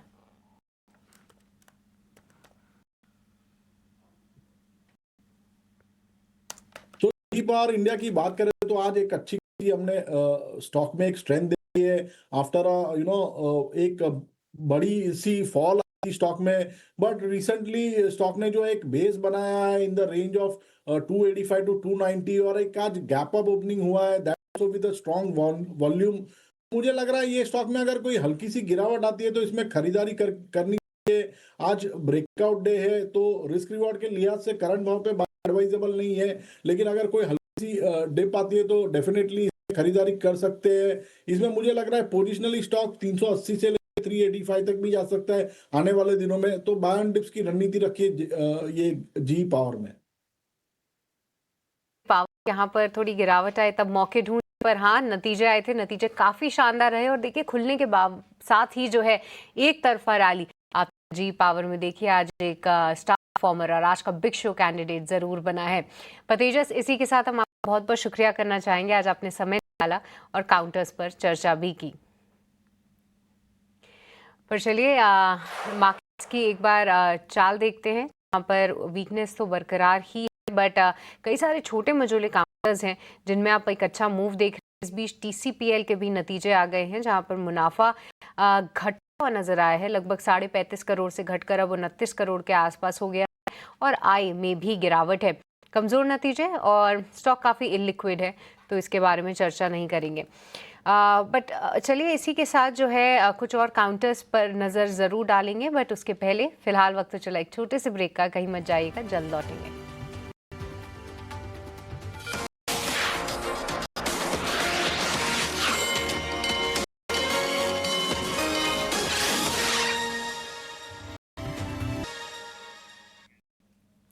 चलिए क्लोजिंग कॉल का फिर से स्वागत है। हमारे साथ लगातार हमारे मेहमान मौजूद हैं और आपका आधा घंटा रह गया है इस हफ्ते बाजार की क्लोजिंग में। हमारे साथ सुनील सर भी मौजूद हैं और वो हमारे साथ आज सिंगापुर से जुड़ रहे हैं। सुनील सर, क्या व्यू रखते हैं आप एफआईएस की बाइंग पे? क्योंकि अब देखिए अब सिंगापुर से जुड़ रहे हैं आप और अभी देख पा रहे हैं उनके संस्थागत निवेशक जो है एफआईएस खास तौर से इंटरेस्ट नहीं बना पा रहे हैं भारतीय बाजारों में। तो किस तरीके का मूड और माहौल समझ आ रहा है? क्या लगता है कि कब वो भारत की तरफ जो है और भारतीय मार्केट्स की तरफ जो है एक अच्छे और फुल फोर्स में आएंगे और उन तमाम सेक्टर्स में पर आपको लगता है कि इंटरेस्ट ज़्यादा बनेगा? क्योंकि देखिए फाइनेंशियल्स में तो उनका दबदबा है ही, कैपिटल मार्केट प्लेस में दबदबा है, बट इसके साथ कौन से ऐसे सेक्टर्स आपको लगता है कि इंटरेस्ट वापस ला सकते हैं? देखिए एफआईएस की टोटल गिनती देखें तो करीबन 40% से ज्यादा यूएस एफआईएस हैं। तो उस चीज के कारण मेरा मानना है कि यूएस की जो ट्रेड डील है वो सबसे महत्वपूर्ण है उनके लिए, क्योंकि वो इंडिया की फ्यूचर ग्रोथ में यूएस का एक बहुत बड़ा हिस्सा देखना चाहते हैं। क्योंकि फ्यूचर ग्रोथ इंडिया का अगर तेजी से बढ़ना है, आज हम 6.5-7 के आसपास घूम रहे हैं, मजबूत है, उसमें से गिरावट नहीं आ रही है, मगर अगर 8 से 10% की एक ग्रोथ ट्रेजेक्टरी में आना चाहिए तो definitely US as a market, क्योंकि 30% है यूएस वर्ल्ड की इकोनॉमी में और नेचुरली उनके पर कैपिटा जीडीपी भी 90,000 से ज्यादा है, तो एक बहुत बाइंग पावर है उनका। तो इस टैरिफ के मसले में हो रहा है कि क्या इंडिया यूएस को बड़ी एक्सपोर्ट डेस्टिनेशन बनाकर आगे बढ़ सकती है, इस पे वो एक क्वेश्चन मार्क आया है। इसीलिए एफआईएस ने, वैल्यूएशन तो एक बात है, मगर वैल्यूएशन से भी वो कंफर्टेबल थे तब की फ्यूचर ग्रोथ आके उसको कॉम्पनसेट करे, मगर जब तक ये टैरिफ का मसला सॉल्व नहीं होता वो उनको सामने नहीं दिख रहा है। तो मेरे लिए वो ट्रेड डील का कुछ ना कुछ, एक इंटरिम डील सही या कुछ ना कुछ होना जरूरी है एफआईएस की जबरदस्त वापसी के लिए। और जब वो वापस आएंगे तो नेचुरल उनका रहेगा एक्सपोर्ट ओरिएंटेड सेक्टर्स में। तो अदर देन बीएफएसआई और जो आपने कहा terms of capital market play, main में मानना है कि आईटी और फार्मा जैसे एक्सपोर्ट ओरिएंटेड सेक्टर है, क्योंकि दिग्गज कंपनी में इन्वेस्ट करते हैं ज्यादातर। टेक्सटाइल या लेदर या जेम ज्वेलरी में छोटी मोटी कंपनियां हैं, लिमिटेड इंटरेस्ट होगा। मगर बड़े बड़े पैमाने पे अगर देखें तो आईटी एंड फार्मा को सबसे बेनिफिट होगी एक एफआई के रिटर्न से। तो अगर आप एक फ्यूचरिस्टिक आउटलुक लें कि एक ना एक दिन ये सॉल्व हो जाएगा टैरिफ का मसला और ट्रेड डील आगे बढ़ेगी, तो उस हिसाब से आज थोड़ी हाई रिस्क लेकर मैं समझूंगा कि टैरिफ इंपैक्टेड सेक्टर्स और एक्सपोर्ट सेक्टर्स में अगर आप स्टैगर तरीके से निवेश करेंगे तो एफआईएस की वापस जब भी होती है तो आपको उसका लाभ पूरी तरह मिल सकती है। ओके, तो ये राय है ओवरऑल आपका। शुक्रिया आपका सर, आपने वक्त निकाला सिंगापुर से और हमें अपनी पूरी राय दी बाजार को लेकर, एफआईआईज के ट्रेंड को लेकर, कुछ सेक्टर जो आपको पसंद आ रहे हैं, जो थीम आगे चल सकती है।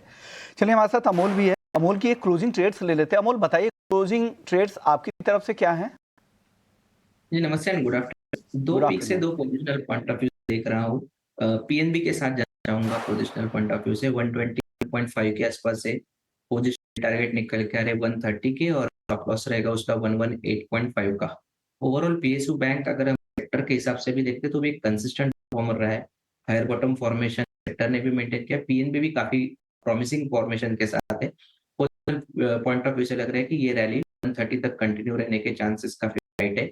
दूसरा टाइटन के साथ जाना चाहूंगा। 3810 के आसपास है, 4000 के पोजिशनल टारगेट है और स्टॉप लॉस उसका रहेगा 3735। हालांकि आज थोड़ा सा दबाव में है, बट वीकली बेसिस पे चार्ट काफी प्रॉमिसिंग है।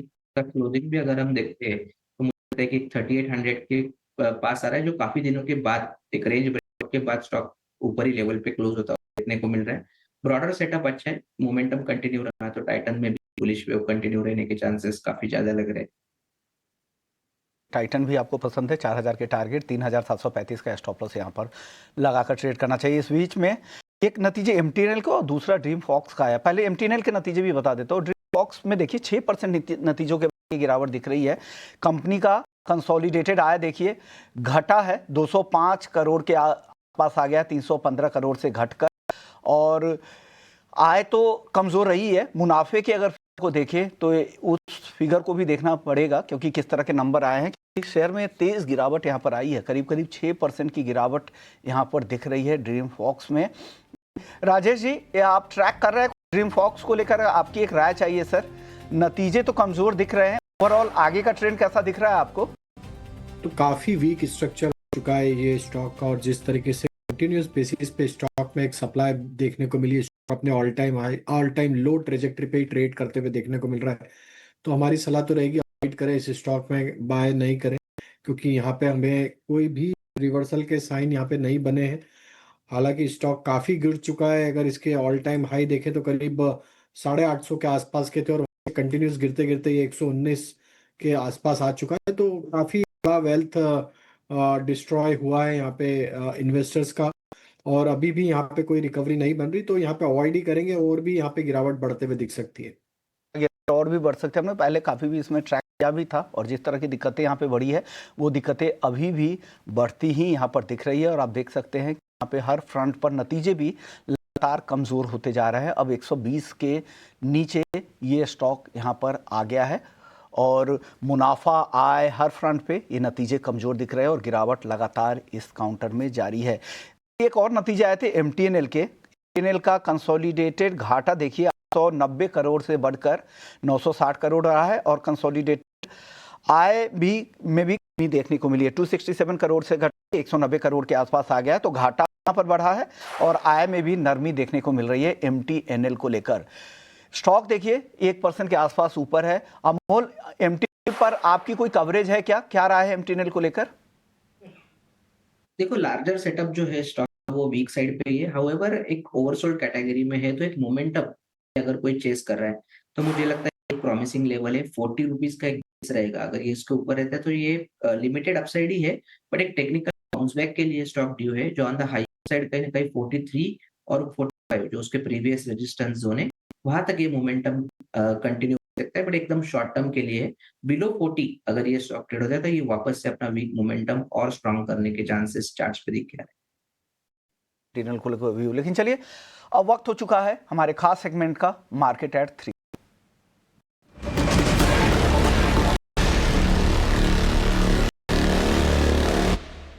तो मार्केट 3 में हम आपको बताते हैं किन शेयरों में जोरदार एक्शन दिख रहा है, खबरों के पे या वॉल्यूम बजर्स है। ये तमाम डिटेल्स के साथ हमारे सहयोगी आनंद शुक्ला मौजूद है। आनंद, बताइए आज की लिस्ट क्या है? जी हाँ विश्व मोहन, आज दिन भर देखेंगे तो बाजार में उतार चढ़ाव देखने को मिला, लेकिन अभी की बात करें तो हल्की सी गिरावट बाजार में देखने को मिल रही है। और सेक्टर की बात करें तो आज आईटी सेक्टर में गिरावट देखने को मिल रही है। बड़े प्लेयर इन्फोसिस, एम्फेसिस, कोफोर्ज, इन शेयर में आज गिरावट देखने को मिल रही है। 2 से 4% करीब ये शेयर आज गिरावट पर कारोबार करते नजर आ रहे हैं। वहीं वॉल्यूम की बात करें तो सजिलिटी का शेयर देखिए बड़ी ब्लॉक डील हुई है, 6% ऊपर कारोबार कर रहा है शेयर, औसत से करीब 26 गुना ज्यादा वॉल्यूम देखने को मिल रहा है। वहीं पारस डिफेंस की बात करें तो कल भी शेयर में तेजी थी और आज भी 7% ऊपर कारोबार करता नजर आ रहा है और औसत से करीब 10 गुना ज्यादा वॉल्यूम यहाँ भी देखने को मिल रहा है। मुथूट फाइनेंस की बात करें तो नतीजे आए थे, साथ ही साथ ब्रोकरेज हाउसेस ने लक्ष्य बढ़ाया है, जिसके चलते शेयर करीब 10% की शानदार तेजी दिखा रहा है और औसत करीब 9 गुना ज्यादा वॉल्यूम यहाँ भी देखने को मिल रहा है। कई सारे कंपनियों के नतीजे उनकी बात करें तो नेटको फार्मा के नतीजों की तरफ देखेंगे तो मुनाफा जो है घटा है, साथ ही साथ आय में भी गिरावट को मिल रही है। वहीं एबिडा की बात करें तो एबिडा 804 करोड़ से घटकर अब 579 करोड़ पर आया है ईयर ऑन ईयर बेसिस पे। साथ ही साथ एबिडा मार्जिन में भी गिरावट के चलते आज शेयर कमजोरी पर कारोबार करता नजर आ रहा है। मैन इंडस्ट्रीज के नतीजों की बात करें तो मुनाफा हल्का सा बढ़ा है, आय में भी हल्की सी बढ़ोतरी देखने को मिली है ईयर ऑन ईयर बेसिस पे। साथ ही साथ एबिडा जो है वो डबल हो गया है, 64 करोड़ से बढ़कर 121 करोड़ पहुंच गया है। एबिडा मार्जिन में भी बढ़ोतरी के चलते आज करीब 11% का उछाल दिखा रहा है। कई सारे खबरें आए हैं। बीईएल की खबर की बात करें तो कंपनी 871 करोड़ का ऑर्डर मिला है और ये जो ऑर्डर है वो रक्षा उपकरणों के लिए कंपनी को मिला है, जिसके चलते शेयर हरे निशान में कारोबार नजर आ रहा है। अंत में ब्रोकरेज रिपोर्ट की बात करेंगे। हीरो मोटो पर गोल्डमैन सैक्स की ब्रोकरेज रिपोर्ट आई है, बिकवाली की राय दी है इन्होंने, लेकिन लक्ष्य बढ़ाया है। लक्ष्य 3630 से बढ़ाकर 4150 का कर दिया है। हमने देखा था जो कंपनी के नतीजे आए थे वो अनुमान के मुताबिक रहे थे और एबिडा में करीब 20% की ग्रोथ देखने को मिली थी, जिसके चलते आज में हल्की सी तेजी देखने को मिल रही है। तो 3 बजे तक ये सारे अपडेट्स थे जिनकी वजह से इन सभी शेयरों में आज एक्शन देखने को मिल रहा है। ऑलराइट, बहुत बहुत शुक्रिया ये तमाम काउंटर्स हमारे सामने रखने के लिए। तो ढेर सारे स्टॉक्स है जहां पर आज जबरदस्त हम एक्शन देख पा रहे हैं। पर चलिए एक बार मार्केट्स की रिकवरी को मार्क कर लेते हैं। निश्चित सर शानदार रिकवरी निफ्टी बैंक दोनों में ही, और अब लाल निशान में वापस आते हुए दिख रहे हैं। 40 अंकों की तेजी आपको दिखेगी निफ्टी 50 में, और निफ्टी बैंक में 155 अंकों का उछाल आप देख सकते हैं। आखिरी आधा घंटा या 20 मिनट कह लीजिए जाए और उसके बाद पार्टिसिपेशन और एक्शन जो है वो बढ़ता हुआ दिख रहा है। बेटर्नल देखिए एक बाउंस बैक, कुछ समय पहले कुछ बड़े सौदे भी हुए थे, उसको ध्यान में रखिएगा। बाउंस बैक हुआ है, 2% का उछाल यहाँ पे। ट्रेंड में एक शार्प रिकवरी आई है और कुछ एक दिग्गज बैंकिंग काउंटर्स एसबीआई और एक्सिस बैंक जो है आपको सपोर्ट करते हुए दिख रहे हैं। और अभी हमारे एक एक्सपर्ट ने एक्सिस बैंक पर राय दी थी और बोला था, जहाँ तक मुझे याद है शायद वो आदित्य थे, जिनका ये कहना था कि एक्सिस बैंक इन स्तरों पर अच्छा लग रहा है। फार्मा, एशियन पेंट्स, ये कुछ और काउंटर्स हैं जो कि आज अच्छे मूव दिखा रहे हैं। बट जी हाँ, बीईएल यहाँ पर भी आज खबर है, जहाँ पर जो कंपनी है उसको नया ऑर्डर मिला है 870 करोड़ का। एक बार राजेश जी आपकी राय, बीईएल क्या व्यू रखते हैं यहाँ पर? काफी स्ट्रॉन्ग सेटअप है यहाँ पे बीएल का, और जिस तरीके से यहाँ स्टॉक 400 के ऊपर कंटिन्यूस यहाँ पे ट्रेड कर रहा है, तो हम जब तक ये स्टॉक 405 के ऊपर बना हुआ है ट्रेंड ही रहेगा। और लॉन्ग टर्म चार्ट पे भी देखें तो एक अच्छे ब्रेकआउट के बाद स्टॉक में एक्यूमुलेशन देखने को मिला और वापस फ्रेश ब्रेकआउट आते हुए दिख रहा है। हमें लगता है 445 455 की तरफ बढ़ते हुए दिख सकता है। तो बाय एंड एक्यूमुलेट की ही सलाह है एट दिस मोमेंट। हम सजेस्ट करेंगे 416 के आसपास के स्टॉप लॉस। चलिए बीईएल यहाँ पर रखिए नजर। डिफेंस काउंटर्स में देखिए काफी अच्छा एक्शन है, और हम ये पूरे हफ्ते हाईलाइट भी कर रहे थे आपके। देखिए जीआरएससी, मजगांव डॉक, एचएएल के हालांकि नतीजे जो हैं और गाइडेंस के फ्रंट पे थोड़ी सी मार लगी थी, इसीलिए स्टॉक सबड्यूड है, बट थोड़ा बहुत इसमें भी हमने आज एक्शन जरूर देखा था। कुछ ही समय में आपको ये बताएंगे कि भारत डायनामिक्स में आज 7% का उछाल क्यों हम देख रहे हैं, इसके बारे में विस्तार से चर्चा करेंगे। बट उसके पहले एक बार एसबीआई पे भी राय ले लेते हैं। अमोल, एसबीआई क्या व्यू रखते हैं? अब एसबीआई और एक्सिस बैंक दोनों पे ही व्यू दीजिए, एक एक करके जो है यहाँ पर टिक बाय टिक मजबूती देखने को मिल रही है। जी बिल्कुल। एक तो बैंक निफ्टी काफी प्रॉमिसिंग फॉर्मेशन में है और पीएसयू बैंक इंडेक्स ऑलरेडी काफी एक प्रॉमिसिंग फॉर्मेशन उसको कंटिन्यू करता हुआ देखने को मिल रहा है। तो लीडर जो है एसबीआई, उसके बारे में हम देखते हैं तो भी एक रैली के बाद एक डिसेंट कंसोलिडेशन और उसके बाद काफी प्रॉमिसिंग मोमेंटम सेटअप अच्छा है। मुझे लगता है कि 950 पोजिशनल ट्रेडर्स के लिए एक सपोर्ट लेवल रहेगा। जब तक उसके ऊपर है ऑन द हाईयर कहीं ना कहीं ये स्टॉक 980 या 990 की तरफ बढ़ता हुआ देखने को मिलता है। एक्सिस बैंक का भी पोजिशन सेटअप काफी प्रॉमिसिंग है। दूसरा ये कैरी फॉरवर्ड कैंडिडेट भी लग रहा है, एक रेंज से बाहर निकला है। आज का क्लोजिंग भी काफी प्रॉमिसिंग आ रहा है 1220 के ऊपर का। मुझे लगता है अगर कोई पोजिशनल पॉइंट ऑफ व्यू से कैरी फॉरवर्ड के हिसाब से देख रहा है तो 1230 एक स्टॉप लॉस रहे और ऑन द हायर साइड ये स्टॉक कहीं ना कहीं 1260 की तरफ बढ़ता हुआ देखने को मिलता है। तो 60 की तरफ बढ़ता दिख रहा है आपको एक्सिस बैंक भी। एक और सेक्टर है उस पर नजर डाल लेते हैं, वो है मेटल का। आज काफी दबाव में दिख रहे हैं, जिसमें सेल में भी गिरावट दिख रही है। हिंदुस्तान जिंक है, जेएसडब्ल्यू स्टील है, ये सारे कमजोर नजर आ रहे हैं। टाटा स्टील इतने अच्छे नतीजे थे, उसके बावजूद यहाँ पर लगातार दबाव जारी है। राजेश जी, आपकी राय मेटल्स पे चाहेंगे, क्या हो रहा है सर? टाटा स्टील लगातार कमजोर हो रहा है, बाकी मेटल्स भी दबाव में, क्या इस गिरावट पर क्या करना है? कुछ टॉपिक निकल के आ रही है क्या?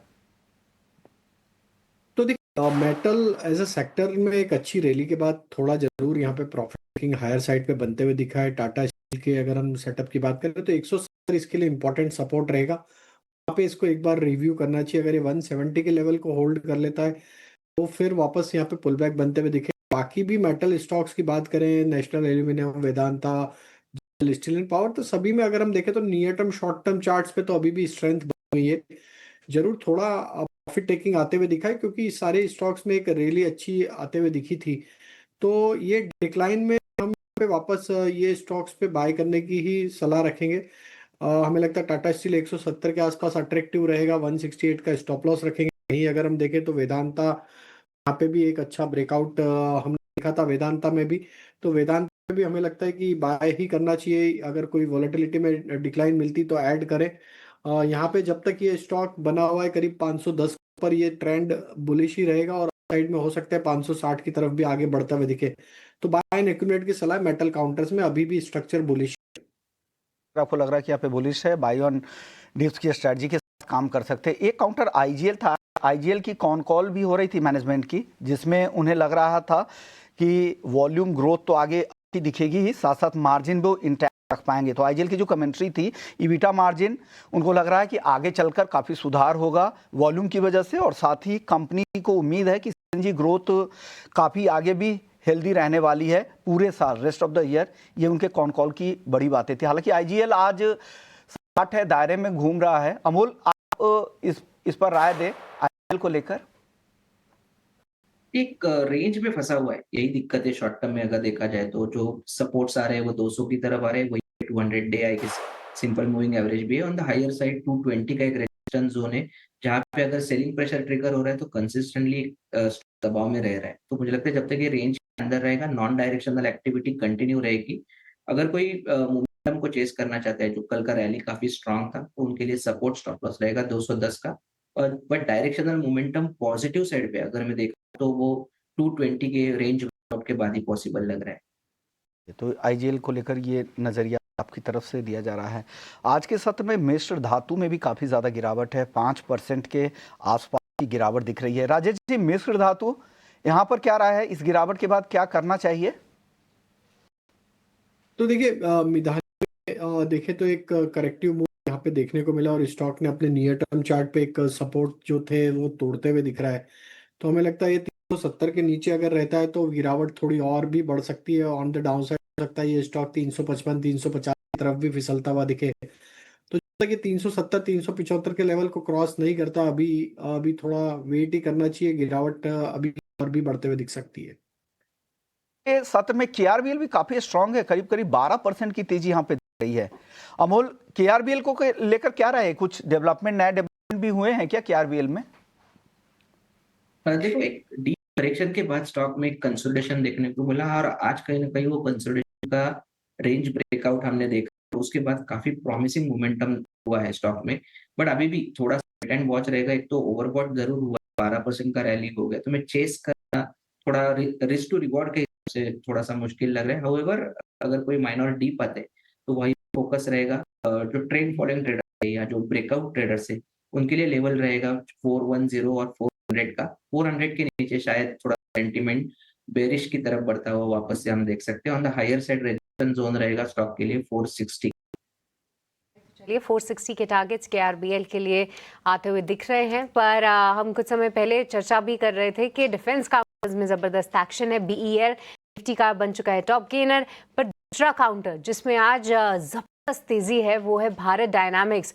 7% का उछाल आप आज के सत्र में देख रहे हैं। वजह है नतीजे और ऑर्डर विन, बट क्या कुछ खास है नतीजों में और कितना बड़ा है नया ऑर्डर? आइए चलते हैं हमारी सहयोगी कनिष्का के पास, जो कि पूरी जानकारी लेकर हमारे साथ जुड़ चुकी हैं। कनिष्का, बताइए। भारत डायनामिक्स में आज काफ़ी तेज़ी, 7% से भी ज़्यादा की तेज़ी आज हमें देखने को मिली। एक बहुत ही स्ट्रॉन्ग सेकेंड क्वार्टर रिजल्ट्स के बाद और एक न्यू डिफेंस प्रोजेक्ट जो कंपनी को मिला है डिफेंस मिनिस्ट्री की तरफ से। तो सबसे पहले बात करते हैं रिजल्ट्स की।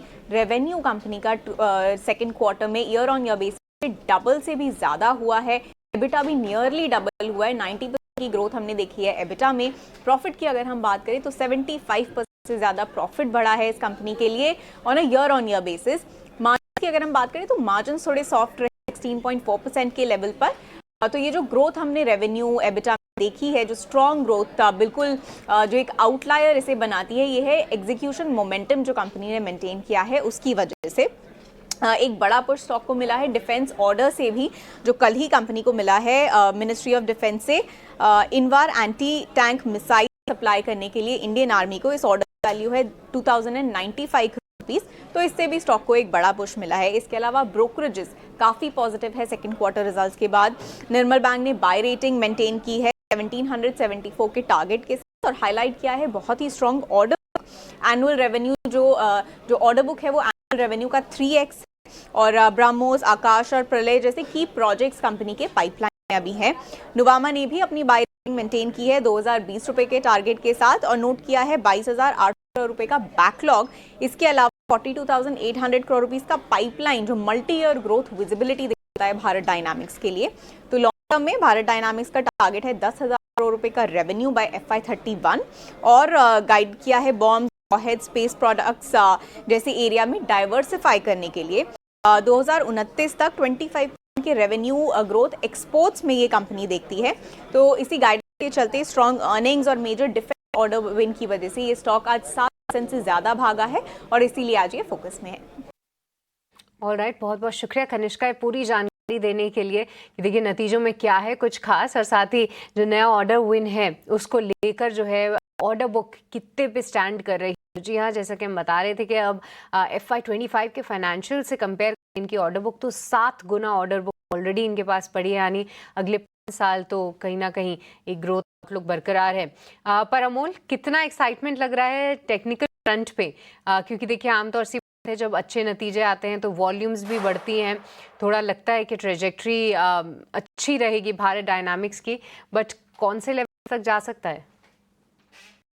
मुझे लगता है 1650 इमीडिएट में अगर टारगेट देखता हूँ तो 1650 यहीं पे लास्ट टाइम भी करेक्शन ट्रिगर हो गया था और 1650 से फिर ये करेक्शन 1450 तक चला था। तो 1650 एक क्रूशल डिसाइडर लेवल रहेगा। वो अगर सक्सेसफुल क्लियर करता है तो एक डायरेक्शनल मोमेंटम और बढ़ते हुए हम पॉजिटिव साइड पे देखते हैं। ऑन द फ्लिप साइड अगर मैं देखता हूँ गैप अप के साथ ओपन हुआ है और उसके बाद एक कंसोलिडेशन देखने को मिला है, तो शायद एक आध करेक्शन भी देखने को मिल सकता है। डाउनसाइड का सपोर्ट अगर मैं देखता हूँ तो आज डे लो या 1580 और 1560 ये दो प्रॉमिसिंग सपोर्ट जोन रहेंगे। करिए रहा है राजेश जी, आज के लिए BTST या STBT ट्रेड कुछ अगर आप सलाह दे। तो कैनरा बैंक यहाँ पे पसंद आ रहा है, कंटिन्यूटी ऑफ अपने पूरे ही PSU बैंकिंग बास्केट में एक अच्छा मोमेंटम बना हुआ है। स्टॉक एक आउट परफॉर्मिंग स्टॉक है, तो 152 तक साइड के टारगेट के लिए कैनरा बैंक बाय किया जा सकता है। 143 के आसपास के स्टॉप लॉस रखने होंगे। तो हमें लगता है, और फार्मा स्पेस से सन फार्मा यहाँ पे पसंद आ रहा है। सन फार्मा में भी एक ब्रेकआउट यहाँ पे आते हुए दिखा है, तो सन फार्मा भी बाई किया जा सकता है। अपसाइड के टारगेट 1800 आते हुए दिख सकते हैं। ऑन द डाउन साइड 1530 के आसपास के स्टॉप लॉस रखने होंगे। और कैनरा बैंक आपकी तरफ से BTST ट्रेड्स हैं। अमोल की तरफ से एक और ऐड करना चाहूंगा, जो बजाज फाइनेंस एक एक्सिस बैंक के साथ में कैरी फॉरवर्ड के साथ गया हूँ। बजाज फाइनेंस एक प्रॉमिसिंग लेवल पे करेक्शन कहीं ना कहीं रुकता हुआ हमने देखा है। जो पैनिक फॉल था उसके स्टॉक ने कंसोलिडेशन किया है। 50 डे सिंपल मूविंग एवरेज के पास अगर हम देखते हैं तो सपोर्ट लिया है और आज बुलिश कैंडल फॉर्म हुआ है। मुझे लगता है ट्रेडर अगर मैं देखता हूँ तो 1005 का सपोर्ट स्टॉप लॉस रहेगा ऑन द हायर। अगर ये टेक्निकल बाउंस बैक कंटिन्यू होता है तो कहीं ना कहीं ये स्टॉक 1040 और 1050 की तरफ बढ़ता हम देख सकते हैं।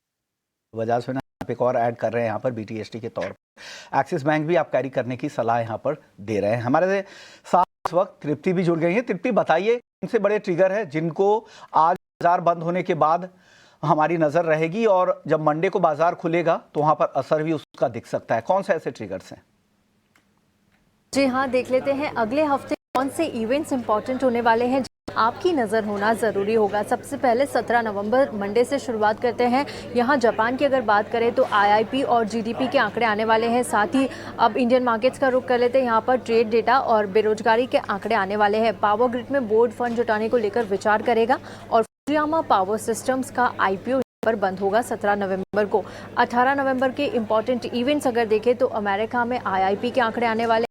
इंडियन मार्केट्स का रुख करते हैं। यहाँ पर निफ्टी की वीकली एक्सपायरी होगी। साथ ही IPOs अगर देखें तो फिजिक्स वाला के IPO की एक्सचेंजेस पर यहाँ लिस्टिंग होने वाली है। MV फोटोवोल्टिक के IPO की भी एक्सचेंजेस पर लिस्टिंग होगी। कैपिलरी टेक का IPO यहाँ पर बंद होगा। सब्सक्रिप्शन का आखिरी दिन 18 नवंबर को होने वाला है। 19 नवंबर के जो इंपॉर्टेंट इवेंट्स हैं उनमें अमेरिका में FOMC के मिनट्स आने वाले हैं। देखना होगा कि क्या यहाँ कुछ निकल कर आता है। यूरोप में देखें तो CPI के आंकड़े आने वाले हैं। ग्लोबल कंपनी एनवीडिया और लोनोवो अपने क्वार्टरली रिजल्ट्स यहाँ पर जारी करेगी। साथ ही IPOs अगर देखें तो टेनेको क्लीन एयर के IPO की एक्सचेंजेस पर लिस्टिंग होने वाली है, और एक्सेल सॉफ्ट टेक्नोलॉजीज का IPO यहाँ पर सब्सक्रिप्शन के लिए खुलता हुआ नजर आएगा 19 नवंबर को। 20 नवंबर के इंपॉर्टेंट इवेंट्स देखें। अमेरिका में बेरोजगारी के दावे के आंकड़े आने वाले हैं। साथ ही ग्लोबल कंपनी अब वॉलमार्ट अपने क्वार्टरली रिजल्ट्स यहाँ पर जारी करेगी। सेंसेक्स की वीकली एक्सपायरी होगी और फुजियामा पावर के IPO की यहाँ पर लिस्टिंग होगी एक्सचेंजेस पर। 21 नवंबर के इवेंट में जापान में CPI और मैन्युफैक्चरिंग PMI के आंकड़े आने वाले हैं। फॉरेन रिजर्व और HSBC के आंकड़े इंडिया में भी आएंगे, जिन पर नजर रहेगी। साथ ही कैपिलरी टेक के IPO की एक्सचेंजेस पर लिस्टिंग होगी, और एक्सेल सॉफ्ट टेक का IPO यहाँ पर सब्सक्रिप्शन के लिए बंद होगा। पैसे लगाने का आखिरी दिन होगा। ये दो इवेंट्स जिन्हें अगले हफ्ते आपको अपनी नजर में बनाकर रखना है। बिल्कुल शुक्रिया तृप्ति, ये पूरी डिटेल्स लेकर आने के लिए। तो ढेर सारी खबरें हैं पर हमारी नजर रखनी चाहिए, और कई सारे इशूज भी खुले हुए हैं जिनकी आज भी कुछ के आखिरी दिन है, कल अगले हफ्ते भी उनके लिए आखिरी मौका होगा वहां पर उन इश्यूज में पैसा लगाने के लिए। लेकिन कुछ स्टॉक्स पे फटाफट से नजर डालते हैं जहां पर लॉन्ग बिल्डअप्स होते हुए दिख रहे हैं। एक स्टॉक है BSE का, लगातार राजेश जी के रडार पे भी था जब आप आए थे। मुझे याद है पिछली बार 2400 के आसपास हुआ करता था, अब 2830 के ऊपर है, 2.5% ऊपर है। इस बीच अच्छे नतीजे भी पेश हो गए, आपके टारगेट भी अचीव हो गए। जब 2000 पर के आसपास आपसे बात हुई थी तो 2500 का टारगेट आपने दिया, अब उसके बाद भी आपने 2700 के आसपास का टारगेट दिया। सारे टारगेट अचीव हुए राजेश जी, अब 2830 के ऊपर है। आगे अब कुछ नई चाल कैसी दिख रही है BSE की? तो देखिए, काफी कुछ कंसर्न जो capital market related like platform company से रिलेटेड बनी हुई थी, वो कंसर्न कहीं ना कहीं कूल डाउन होते हुए दिखी। और अगर हम देखें तो इसी थीम में ग्रो की लिस्टिंग भी काफी इंकरेजिंग रही, जिसके चलते हमने देखा कि वापस से एक फ्रेश बाइंग इंटरेस्ट पूरे इस थीम में आते हुए दिखा है। BSE, एंजल वन, ग्रो, फिर अगर हम देखें तो CDSL, ये सारी स्टॉक्स, MCX, सभी स्टॉक्स में एक अच्छा मोमेंटम वापस लौटते हुए दिखा है। BSE के स्ट्रक्चर को अगर हम यहाँ डिस्क्राइब करें तो यहाँ पे जो फ्रेश ब्रेकआउट बना है 2730-40 के ऊपर, हमें लगता है कि अभी के फॉर्मेशन के हिसाब से अब इसके नेक्स्ट लक्ष्य जो बन सकता है वो 29-30,000 की तरफ भी एक्सटेंड होते हुए दिख सकती है ये तेजी। तो जिनके पास अभी भी लॉन्ग साइड का ट्रेड है बने, तो यहाँ पे अब 2760 के स्टॉप लॉस से पोजीशन कैरी कर सकते हैं। फर्दर यहाँ से 2950, 3000 के क्रैश टारगेट हमें लगता है वापस बनते हुए दिख सकते हैं। और अगर हम देखें तो मार्केट में भी जो एक कमबैक किया है वापस आज एक करेक्शन के बाद, वो क्लियरली दिखा रहा है कि ये मार्केट अभी अब अर्निंग्स के सारी वॉलेटिलिटी को भी एब्जॉर्ब करते हुए देखने को मिल रहा है। तो हो सकता है कि अब अगले हफ्ते हमें 26,000 का भी ब्रेकआउट आते हुए दिखे और उसके बाद रेट और यहाँ से एक्सटेंड होते हुए दिख सकती है। ऑलराइट, तो चलिए यहाँ पर ये व्यू पर अब एक बार नजर डाल लेते हैं Tata motor group of companies पे भी। टाटा मोटर्स पीवी और सीवी दोनों की ही क्विकली चर्चा करते हैं। देखिए, टाटा मोटर्स सीवी के आज कई सारे सौदे हुए हैं लास्ट के 1 घंटे में। हम आपको ये बता दें कि अब इंडेक्स में, यानी जब इनका डीमर्जर हो गया है दोनों ही यूनिट्स का, तो अब डीमर्जर के बाद जो है वो इंडेक्स का पार्ट टेम्पररी बेसिस जरूर था, बट अब निफ्टी 50 से बाहर होगा टाटा मोटर्स कमर्शियल व्हीकल। और उसके बाद जो है इसीलिए आज कई सारे पैसिव आउटफ्लोज होते हुए दिखे हैं। भाई वो सारे जो फंड्स रहते हैं जो कि इंडेक्स के बेसिस पे अपने फंड्स के एलोकेशन करते हैं, अब क्योंकि सीवी बाहर हो रहा है तो उस जो है वहाँ पर बिकवाली हावी होती हुई दिखी है। इसलिए देखिए, अच्छे नतीजों के बावजूद भी स्टॉक में कोई भी एक्साइटमेंट नहीं है। और एक बार पीवी की भी बात कर लेते हैं, क्योंकि शनिवार को टाटा सियरा अनवील होने वाला है। जी हाँ, टाटा मोटर्स की सियरा गाड़ी जो कि आप 2000 के आसपास देखा करते थे, उसको डिसकंटिन्यू कर दिया गया था, पर अब एक नए रफ्तार में टाटा अपनी सियरा गाड़ी उतार रहा है। कल जो है वो उसकी अनवीलिंग है, 25 तारीख को उसकी प्राइसिंग पता चलेगी। मार्केट्स में कहीं ना कहीं उसको लेकर एक्साइटमेंट तो भरपूर है कि फिर से सियरा का ब्रांड आ रहा है। पहले वो पेट्रोल में आएगा और उसके बाद जो है ईवी जो है उतारने की कोशिश करेगी। अमोल जी, टाटा मोटर्स पीवी पर एक बार अपनी राय दे दीजिए। सीवी की चार्ट हिस्ट्री बहुत लिमिटेड है, इसलिए उस पर बात नहीं करेंगे, पर पीवी के लिए कौन से लेवल्स इंपॉर्टेंट है? वीकनेस ही है और वीकनेस ही कंटिन्यू रहने के चांसेस ज्यादा लग रहे हैं, क्योंकि कहीं ना कहीं ये रैली मिस करेगी। वीक में भी अगर हम देखते तो 3% से भी ज्यादा करेक्शन देखने को मिला है। लेवल्स की अगर हम बात करेंगे तो एक 385 का सपोर्ट जोन है जो इमीडिएट बेसिस पे दिख के आ रहा है। ऑन द हायर साइड थोड़ा सा पोजिशनल पॉइंट ऑफ व्यू से देखो तो 415 जहां से ये करेक्शन चालू हो गया था, वो इमीडिएट रेजिस्टेंस जोन निकल के आ रहा है। तो ये राय है टाटा मोटर्स की सीवी और पीवी को लेकर। लेकिन कुछ और स्टॉक्स पे फटाफट से नजर डाल लेते हैं जहां पर आज खरीदारी दिख रही है। वोल्टास एक लंबे समय तक कंसोलिडेशन के बाद आज यहां पर एक्शन दिख रहा है, 3% से ज्यादा की तेजी। राजेश जी, वोल्टास को लेकर आपकी राय क्या है?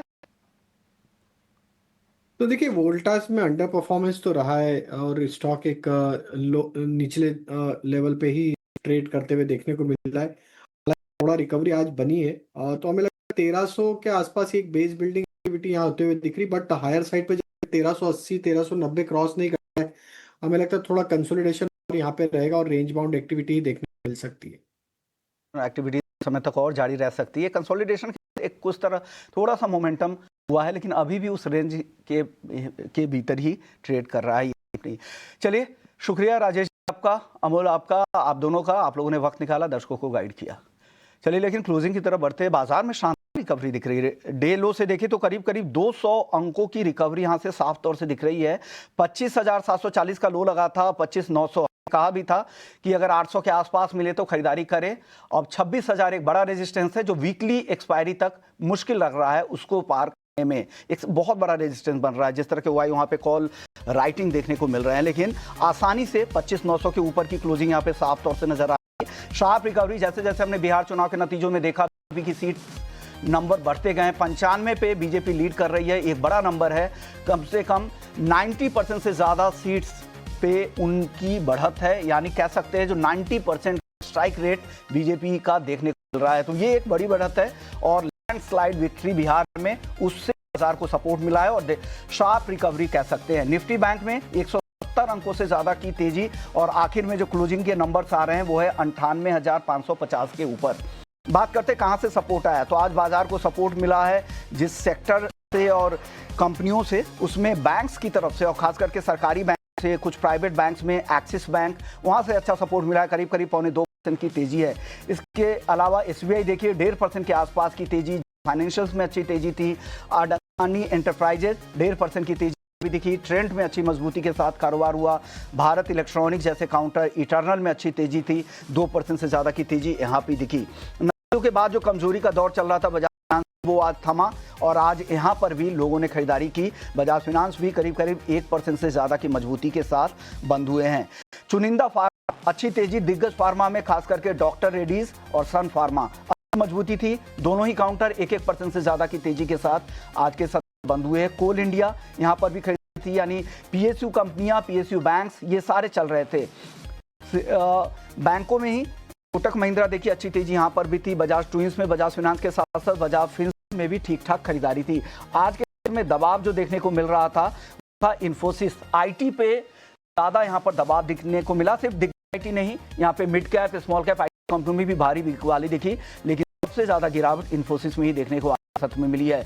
मेटल भी कमजोर थे। मेटल में टाटा स्टील इतने स्ट्रॉन्ग नतीजों के बावजूद लगातार दूसरे दिन टाटा स्टील पिटाई होती दिखी। इसके अलावा जेएसडब्ल्यू स्टील, पूरा मेटल ही एक अच्छी रैली के बाद आज यहां पर गिरावट या मुनाफा वसूली भी कह सकते हैं इन काउंटर्स में देखने को मिल रही थी। हिंडाल को भी एक काउंटर था मेटल से जहां पे दबाव का। इंडसइंड बैंक कई दिन की रैली के बाद आज यहां पर मुनाफा वसूली दिखी। आईसीसी बैंक में भी अच्छी रैली थी। आज शुरुआती कारोबार में भी अच्छी मजबूती दिख रही थी, लेकिन वो तेजी पूरी तरह से आउट होती नजर आई आईसीसी को लेकर और आखिर में करीब करीब 1% गिरकर बंद हुआ। श्रीराम फाइनेंस को देखें तो यहां पर भी काफी ज्यादा गिरावट दिखी, लेकिन बाजार की पूरी तरह से अगर आप देखें तो एकदम से बिहार चुनाव नतीजों की वजह से आई, क्योंकि ग्लोबल मार्केट, ग्लोबल जो सेटअप था पूरी तरह से कमजोर था।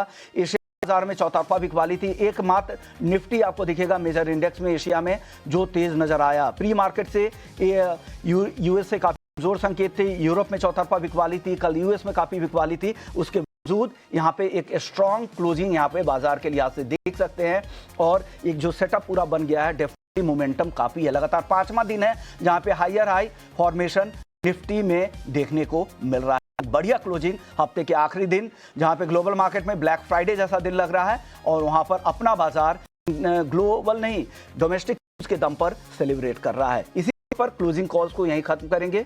मुझे और सृष्टि को इजाजत दीजिए और ब्रेक के बाद जब लौटेंगे तो अगले हफ्ते का बाजार किस तरह का रहेगा ये आपको पूरी नीति हमारे सहयोगी प्रशांत पांडे बताएंगे। जल्द लौटते हैं।